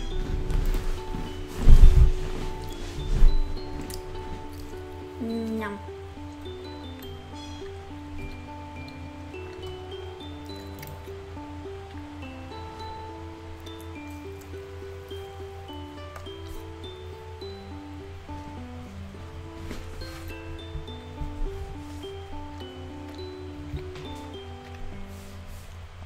What kind of monster cup is that?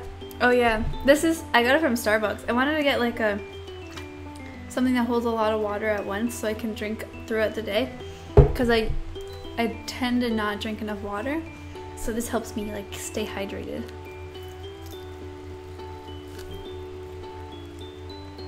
You are literally Fluttershy, and that's adorable.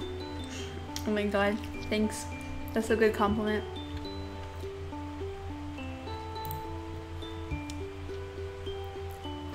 Nyam nyam.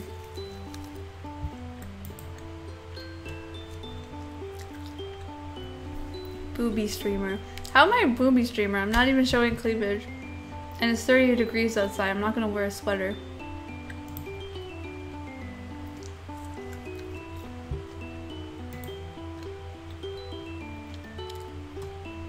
Hello, Fire.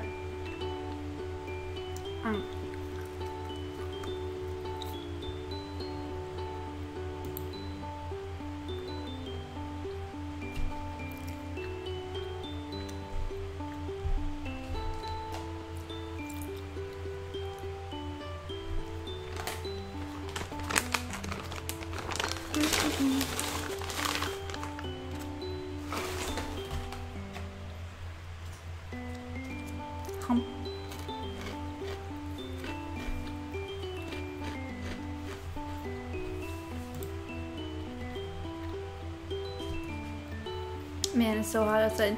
Yeah, it's been like, I don't know about where you are, but in different areas there's a heat wave right now.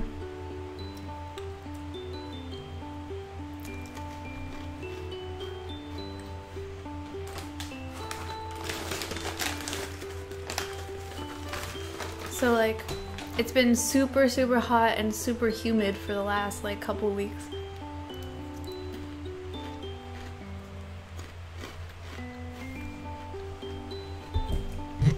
And I don't have an air conditioner. I was really thinking about buying one, but like, I don't know, they're expensive, and also they're like sold out everywhere because I'm kind of late at the whole air conditioner thing. Most people buy them from the like at the beginning of the summer. It's 34 here, hot as fuck. Yeah.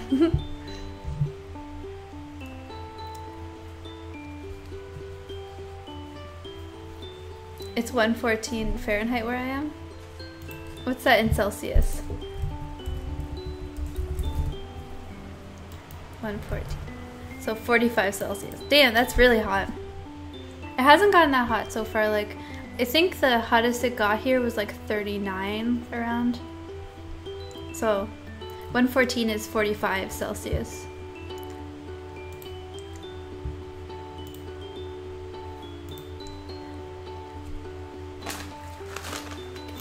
I'm from Canada. Oh, nice. A fellow Canadian.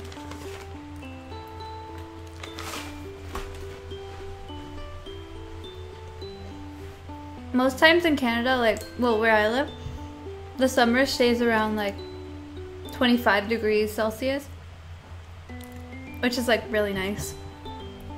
This has been the hottest, well, July has been the hottest month on record, I think.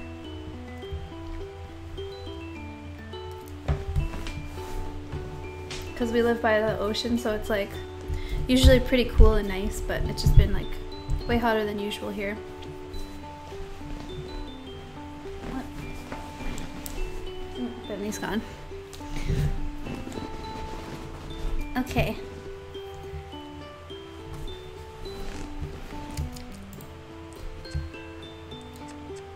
Let's do another recon.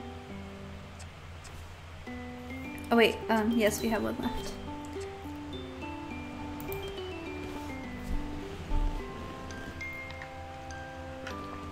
God, their lab is so messy, or their tent. Ben, are you still sleeping? You ought to be awake by now. Snooty Booty, are you okay? What are you doing in my tent? All this lazing about is bad for your complexion, to say nothing about the dragging effects on the delicate tissue around the eyes. Is there something I can help you with? Possibly. I have something I want you to look at. Right now? What time is it? Time you were active. Come along. Well, at least let me get ready. Very well. Snooty Booty sits down and starts grooming herself. After a moment, she looks up again. Why aren't you ready yet? Can you leave the tent so I can get dressed? For goodness sake. Snooty Booty rolls her eyes and walks out. I get dressed resignedly and follow her. I searched up ASMR and I got this. You got a live stream from searching? I didn't know live streams show up on searches. But yeah, I make ASMR videos, but we're not doing an ASMR live stream. So if you want ASMR, you should like watch the videos instead.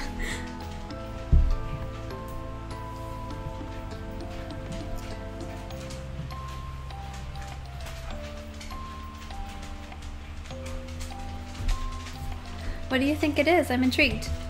We're on a beach staring at a particularly buried bottle sealed inside a plastic bag. It looks as though it's only recently washed up. Well, there's really only one way to find out. I pull the bottle out of the sand. It has some kind of document or note in the bag, along with the bottle. What is that thing? Read it to me. It's a good thing I'm just as curious as Snooty, or I'd be feeling a lot more irritable by now. I carefully unseal the bag and unfold the paper. I read the note out loud. Initial tests on the most recent formula are encouraging subject 6 and subject 18 appeared visibly younger. Moderate to severe side effects noted, including increased hair growth and marked mood alteration. Subjects 1 through 5 had major complications. Some new small tumors, skin irritation, partial blindness, and memory loss. We need you to look into this, check for contaminants, and continue to iterate on the formula. Appeared visibly younger. Snooty Booty, is that the most important thing you gathered from this? You're quite right, Ben. We ought to not trust it. The note could have been written by anyone. We shall conduct our own experiment. Apply the cream to my skin.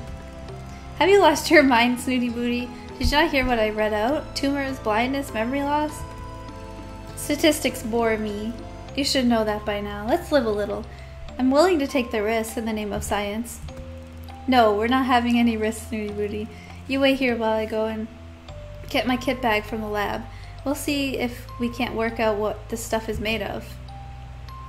Okay. I was hoping the lab would be free, but the professor is in here making some notes. Ah, hello, Ben. I thought you were taking a day off from the lab today. Oh yes, I am, Professor. I just wanted to check something. I can't take the test equipment away without the professor getting suspicious. I'll have to come up with some kind of excuse. Well, I wanted to get ahead in some field work, and there are some samples I found that could be useful. I picked up the field kit bag. Popper looks up from his work. Oh, what sort of samples? I have to make this believable, but also not invite other questions. Samples are fecal.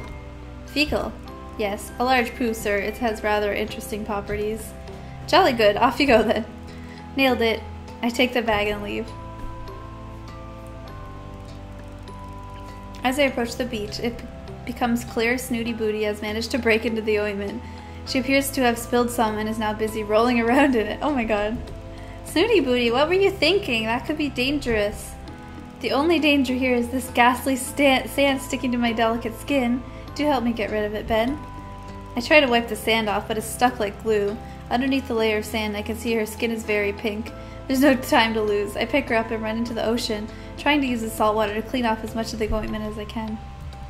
Put me down! What on earth? I've never been so humiliated in my life. She twists out of my grip and scampers off in a huff. I think I got it all off, so I leave her to it. Now back to the samples. There's not much I could do here on the beach, so I'd have to wait until Professor Popper has finished the lab. Well, that was quick. As luck would have it, the professor needed to retire to his tent earlier than usual. He had to read some research papers that arrived from the mainland this morning. So now I could continue into this ointment. I begin by testing the substances for several common compounds found in cosmetics, but it's negative for all of them. I widen the test for organic compounds. I get a match. About 30% of the ointment is cat saliva? If they're using saliva from cats on the island, they could be infecting all of their test subjects with catification. But where have these other side effects come from? I run the ointment again, this time looking for pharmaceuticals. Before I can get the results back, Snooty Booty comes trotting in. That's why it says hair growth is one of the symptoms. Oh my god. I just thought you should know that security guard is coming this way. You should make yourself scarce before he arrives. Not that I care what happens to you after you threw me into the ocean. I have no time to finish this experiment now, but I'll work on it later in the privacy of my tent. I take my things and run before Zane arrives.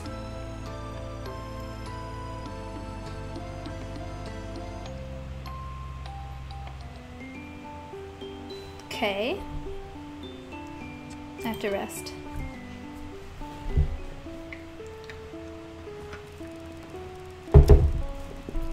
I sit in the position of Professor Popper taught me, my legs crossed, back straight, wrists resting lightly on my knees, and fingers formed into loose circles, with forefinger and thumb touching gently. I close my eyes and hear a rhythmic purring, slow and steady. Ah, that sounds nice. My fur prickles as the sea breeze, and my ears twist at the distant sounds of feet on wood and seagulls crying in another faraway place. The smell of the sea fills my nostrils, and the taste of salt fills my mouth. I begin to focus my breathing at the rhythm of my heartbeat, allowing my mind to drift. As I take a deep breath in, the tide comes creeping towards me, as though I'm pulling it. When just centimeters away from my bare toes, I slowly release my outward breath to a count of 5 beats. 1, 2, 3, 4, 5. With each bead, I push the tide back into the horizon until it's almost touching the rising sun. Breathe in, 2, 3, 4, 5. And out, 2, 3, 4, 5. Drifting now, without attachment to thought, my mind free from worry and care.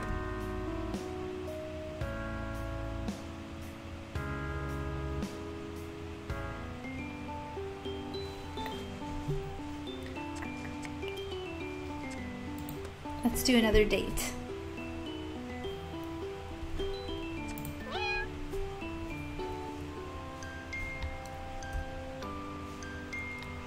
Be a dear, would you?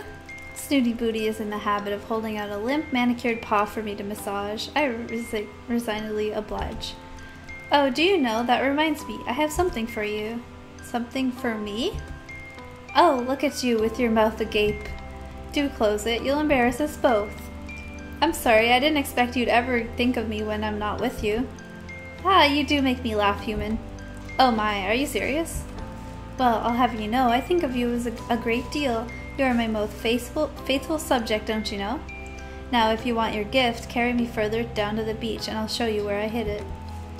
Cradling the hairless cat like a baby, I stroll barefoot along the beach. Snooty Booty directs me with a wave of her paw every now and then. After a while, she loudly commands that I stop and put her down. Here, Snooty says with her regular level of enthusiasm, pointing at a perfectly filed claw at a mound of sand. I buried it. I suppose you want me to dig it up then, huh, Boots? Ha! You always know what to say to make me laugh, human. It's quite a talent, I tell you. With a sigh, I start digging. Thankfully, she didn't bury it very deep, and after a few seconds, I find a small object wrapped in a silk scarf. We wouldn't want sand getting into it, would we, dear? Snooty Booty says with a small smile. I carefully open the flimsy silk bundle and turn the contents over in my hands. It's a little black tub with a plain label stuck to it that reads, Skin Cream P103. Do you love it? What is it? What is this? Oh dear, can you not read?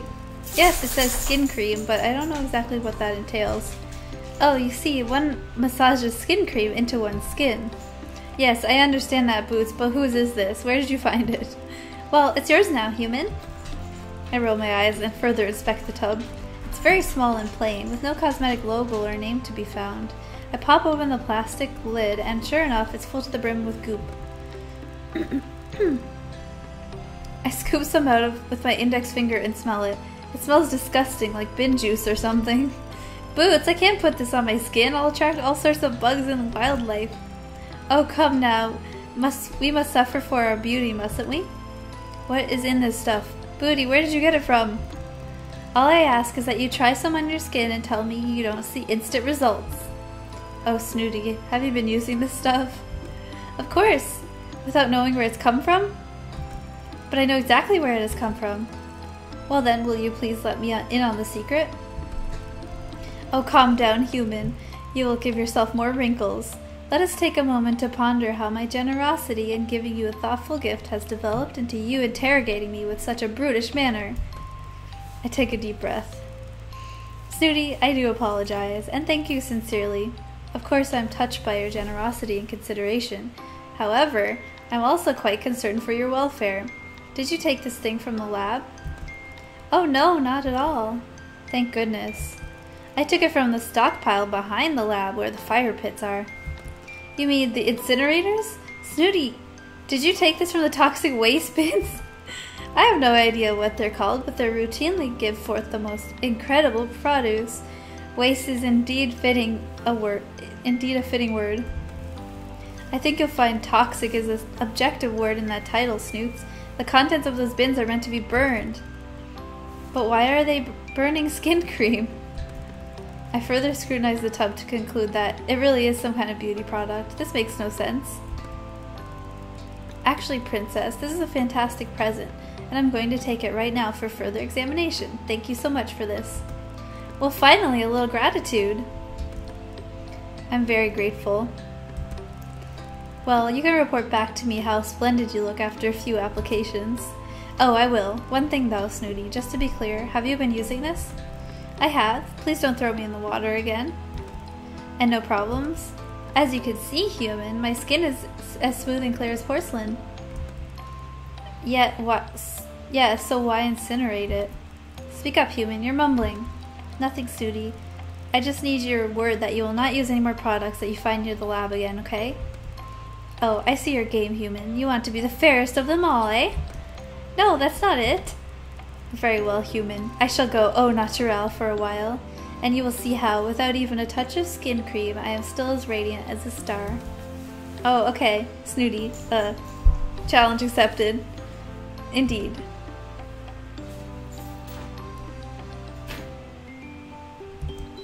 New recon unlocked. Good.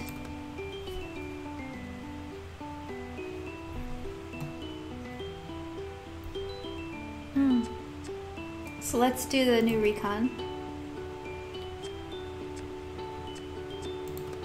We're examining that skin cream that Snooty gave us. How does Snooty Booty keep finding experimental cosmetics? We're on an island in the middle of nowhere. It makes no sense. And this one is from the incinerator, no less. I decided to run some tests on it. Snooty Booty developed some nasty welts after using this cream. I want to see what it's made from. I have a feeling this is not something the professor would want me poking around in.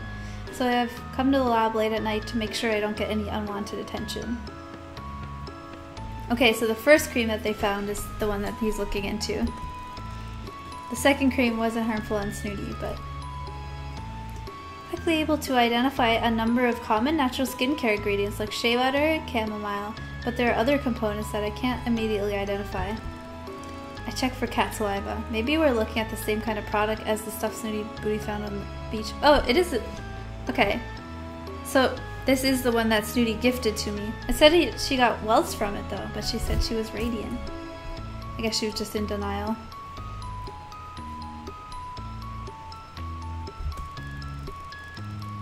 I ran the sample of the database of organic compounds to see if there are other matches. As suspected, this cream uses some other cat-based ingredients. This time, it looks like a cat urine is being used. Ew. That's why it smells so bad.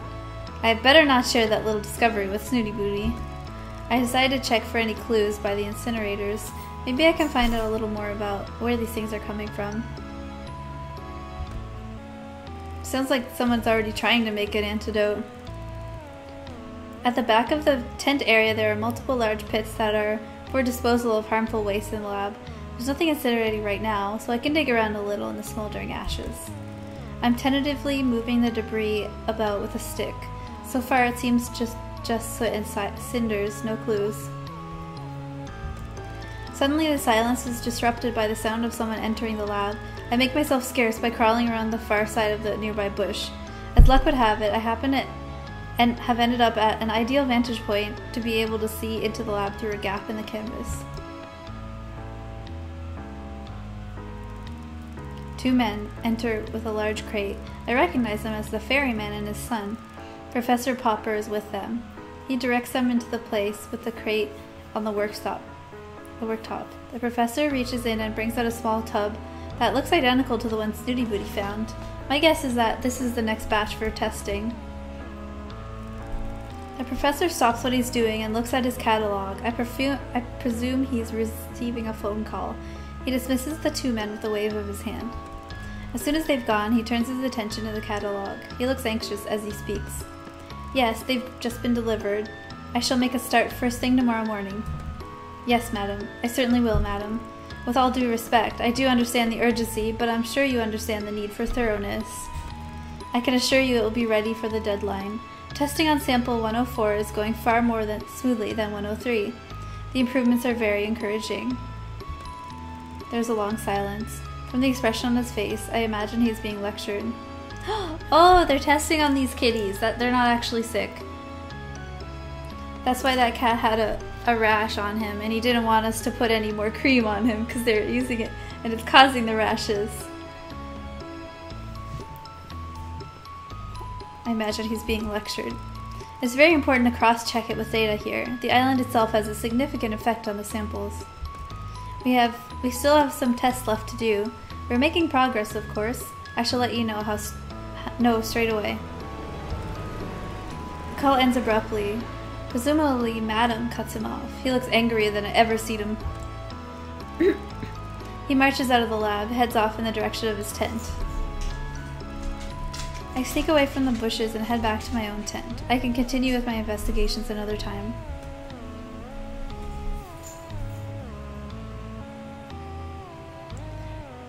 I wouldn't consider that horror though. That's like more like conspiracy, like, and it's like a mystery type of thing. Let's do one more research.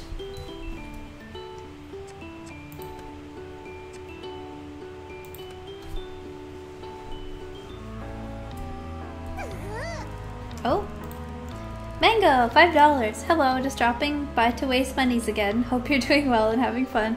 Thank you so much. I enjoy your money wasting abilities. Are you just dropping in, or like you're not gonna watch the stream? This is a pretty fun game, I gotta say.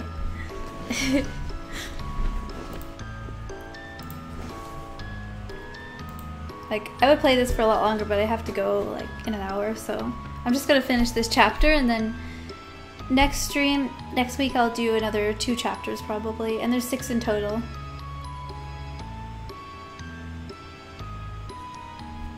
Seafoam noticed me. Hi, Graf.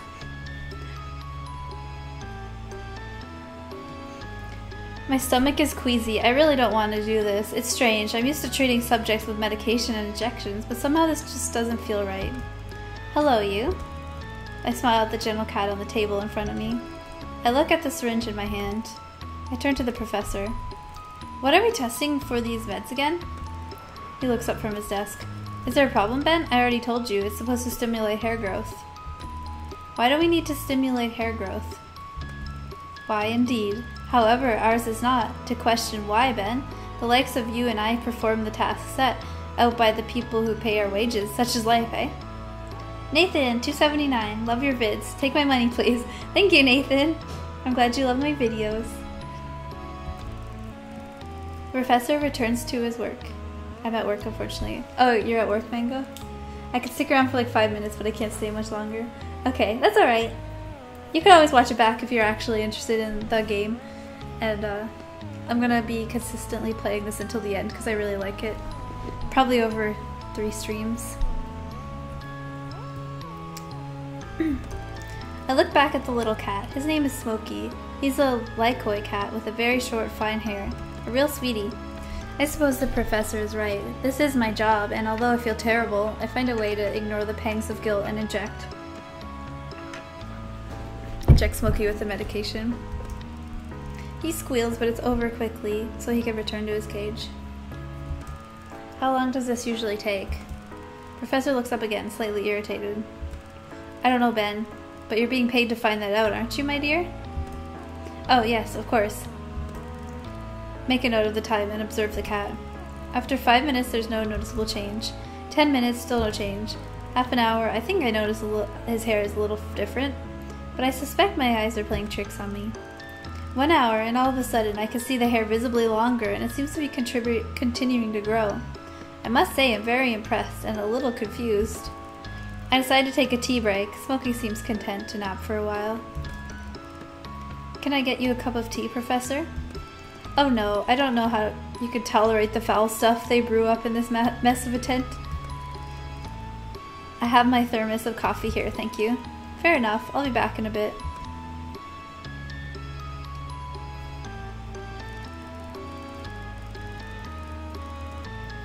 I've only been gone for 10 minutes at the most, but as I enter with my mug of tea, I instantly notice the drama taking place in Smokey's cage. I find it hard to stifle a laugh. Oh my goodness, Professor, have you seen this? The Professor looks up, exasperated by another interruption, but then he notices the cage. Oh dear, well, don't just stand there, Ben, get him out. In the front of the cage, I pull out the large hairball that Smokey has turned into. His fur tumbles over my arm as I cradle the bewildered cat. Oh, his hair is growing too fast. Very interesting, isn't it, Ben? I think it's still growing, Professor. I do believe you're right. Perhaps we should consider the clippers. Professor hands me a small set of silver electric clippers, and I immediately begin using them on the ever-expanding Smokey. I continued to shave for the next 15 minutes until finally he seems to run out of fur. My, that's a lot of hair. We're both standing straight at the pile of fur at our feet.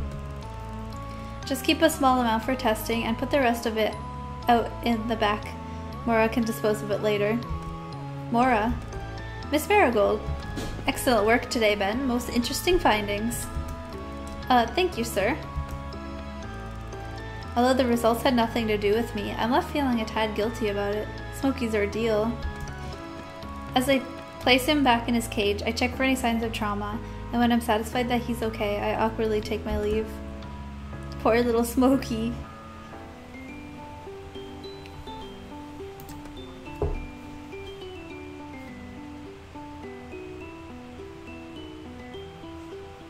I have to rest up.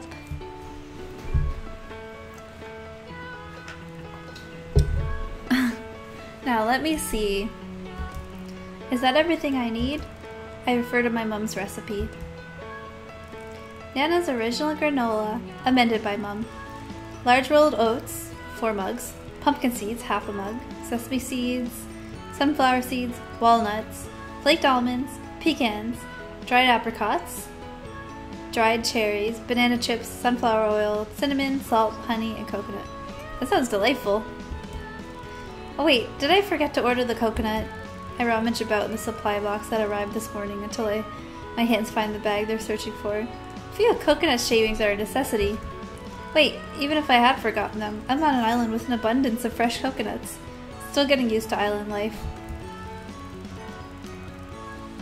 I set it in the oven to 150 and leave it to heat while I measure out the rolled oats that I have quadrupled the quantities so that hopefully it'll last the whole summer. It seems vast compared to how much I make at home, but it would be disastrous if I ran out. Homemade granola is an absolute essential. I mix the dry ingredients, oats, nuts, seeds, and spices, together in a large bowl, and then I add the wet honey and sunflower oil to form a golden, moist consistency. I've actually added a splash more oil than suggested. The mixture is feeling a bit drier than usual. Next, I spread it evenly on a baking tray lined with parchment in the oven for 20 to 30 minutes, checking often because the seeds tend to burn quicker than I expect. The smell always drives me crazy. Toasty, warm, homey. I miss my mom. Once done, I add the fruit as it dries and cools and put it into several large glass storage jars, just being sure to stuff fistfuls into my mouth as I do. Sounds yummy.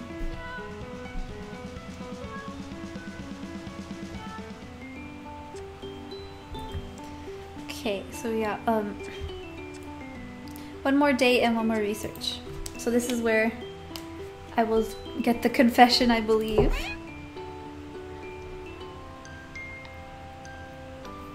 I love that this is a real recipe. Yeah, you could actually make that granola if you wanted. The delicacy of a moment is sometimes only matched by the beauty of the moonlight's reflection of the sea. Snooty Booty returns her big shining silver eyes to meet mine. Human, I have lived a long life, and only the first of 9, don't you know? It has been much the same for as far back as my fragile memory reaches. Seeing the moon reflected on the sea would once mean only that I had stayed awake too long, and that I shall see the same shade of gray reflected on the circles under my eyes the next day. However, seeing you conduct yourself, human, with the grace of a drunken fruit fly, and yet the confidence of a red-bottomed mandrill, has left me quite inspired. You do not care one bit about how you look. I subtly try to comb my hair over my fingers as Snooty turns her attention back to the moon. I have found since meeting you that when one cares less about one's appearance, one finds the capacity to care more about other things. Is that so, Boots? Quite so, human. Indeed, I have found it rather freeing to bathe in salt water, something which not long ago would have caused me to turn gray with anxiety.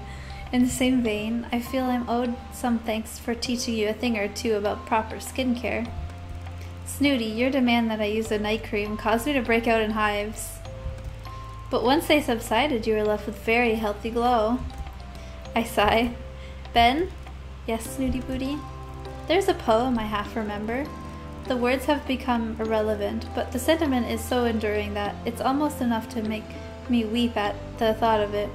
Music is also like that, don't you find? And smell, all of the senses, in fact, are the palette that colors our experiences and leaves an incredible mark on the soul. Indelible. That's beautiful. Human, I believe you and I are both aesthetes. We're what? We share an artist appreciation of the situation. Again, what? Really, do try to keep up. I can tell that I'm somewhat spoiling the mood here, so I keep my mouth shut and I try to look engaged. I have suffered on this god-forsaken island from the lack of many things, but nothing has quite matched the pain of feeling alone, not having a companion to share more delicate sensibilities that life has to offer. An alluring scent, a vibrant hue, an Epicurean delight, all the subtle joys that are wasted on more uncivilized cohabitants. It has been like air to my suffocation, sharing time with you, human. Why, Snoots, thank you. I enjoy our time together, too. And so, she plows on as though I'm an interruption. I feel that together, you and I might create something rather wonderful. Oh? A masterpiece. Oh, right, a masterpiece. Out of what? Out of us, human. A union. A joining together of souls. I don't know. A marriage of hearts and minds. Are you saying what I think you're saying, Snooty? I'm saying that I'm fond of you, enough to give me cause to believe that we may be able to commit to each other in the time-honored tradition of love, human. Oh, wow. I love you too. I'm amazed. What you're saying is more than I could have hoped for. So it's agreed, human. You shall dote on me as my equal from now on? Absolutely. I'm 100% about the doting. Snooty will certainly keep that part of this agreement. I'm a little more suspicious about the equal part, somehow. But as we sit together admiring the huge orange moon, I feel quietly confident that she will learn with time and that I'm a patient teacher.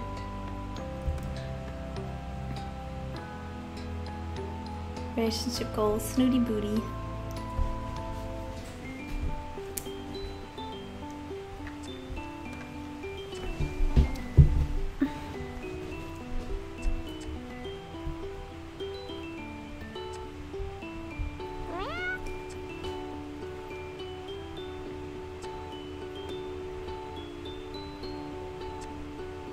Okay, so last research. I'm worried about Socks. None of the treatments so far seems to be clearing up his wound. Cream 116 hasn't helped one bit. In fact, my gut feeling is telling me that it may be the cause of the deterioration. The entire site is now swollen and too sore to touch, even with a soft cotton pad. I decided to ask the professor for advice. Sorry to disturb you, sir, but I need your advice on Socks. Send pic, please. I set up a picture with my catalog and sent it to the professor. Yes, that does look nasty. Have you tried Cream 116? I did. Site worse, swollen and inflamed. I suggest persevering. Cream 116 can take a while, but will pay off. I feel doubtful, but resign myself to professor seniority. Aw, poor kitty. If unsatisfied, try steroid formula in the fridge. Red bag. I rummage around in the fridge until I find the red bag behind a box of vitamin supplements. The definition, the meaning of doting is like serving, like doing whatever they want, kind of. Doing stuff for them.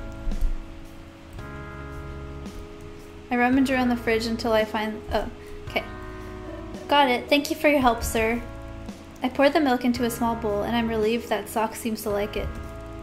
I sit with him as he laps it up, and I keep an eye on him for a while. After about an hour, I'm satisfied that he's sleeping happily with all his vital stats are normal.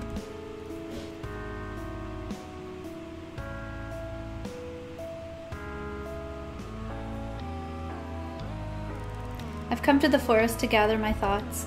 This morning I noticed a change in my appearance. Up until now, it's been easy to cover my transition. I just keep on top of removing the excess body hair. Even the stub of tail that appeared a few days ago hadn't been a problem. Who'd see it? But the new development is a turning point. How am I going to explain the fact that my pupils have turned into vertical slits? I can't risk anyone seeing me like this. I'm going to hide out for a while and see what happens. Here, spread it here. The shade is perfect. She's indicating a small spot in the sand, beneath a large palm tree for a midday nap. I begin to spread the old blanket that I've been dragging behind me. It's the one I used to have on my bunk when I lived in a tent. That memory is beginning to fade a little around the edges. Oh, so their human life memories gets faded. I still recall how conflicted I felt, though. I knew I wanted to be with Snooty, but I had a strong urge to keep working on the antidote. Eventually, the decision was made for me. I found it too difficult to remember things in the lab. I kept making mistakes. Then I just sort of allowed myself to sink into my transition. It was quite gentle, and the reward was worth any problems. Ah, that's Ben. That's what he looks like. He still has the hair. Yes, this bit of shade is perfect, just like you. But really, Snoots, I don't know why you need this old thing. The sand is so soft and warm. Also, it creeps me out a bit. It reminds me... For goodness sakes, Ben. You've been a cat for 5 minutes and already you know what's best for us? Maybe I remind you that you have fur to protect your skin, but mine is exposed and far more delicate. I suppress a giggle. Yes, of course, my love. You have skin like the wings of a butterfly. Yes, and I have no idea why that amuses you so. I'm just happy. You make me happy. Well, you can make me very happy right now. Name it. There's nothing I wouldn't do for you. You really ought to be more mindful of those rash declarations. I mean it, just name it. Anything. Well, fortunately, I have a very kind and humble nature, so I shan't take advantage of your simplicity. All I want is that you fan me with a palm leaf. I look around and find I can comfortably curl my tail around. This isn't nearly as easy as I thought it would be. Practice makes perfect, my dear. We settle down in the peace and quiet of the afternoon, me gently wafting the palm tree over snoozing Snoots. How much more blissful could life be? I'm half tempted to warn the new research assistant to just throw in the towel from the start and join us, but I suppose they have their own journeys end. So I'm so glad I found mine. Aww. Chapter 2 completed. In a relationship with Snooty Booty. So we got 33% of the antidote complete. Total games. Okay. So I'm gonna go back to the main menu. I'm gonna stop playing there. I really like this game though, so I'll definitely be playing it next time. Let's see, there's continue, yeah. So like each slot is a different kitty to date, I suppose. So yeah. That's really fun. I like that a lot. I love things that involve like mystery and like finding out stuff that you don't really know about. So like unraveling the mystery. It's really fun for me. I definitely want to keep playing, but I'll wait until I stream next week so that you guys can watch too. So I'm gonna go for now and walk my dog, and I hope you guys have a wonderful day, and I'll see you next week on the stream. Bye!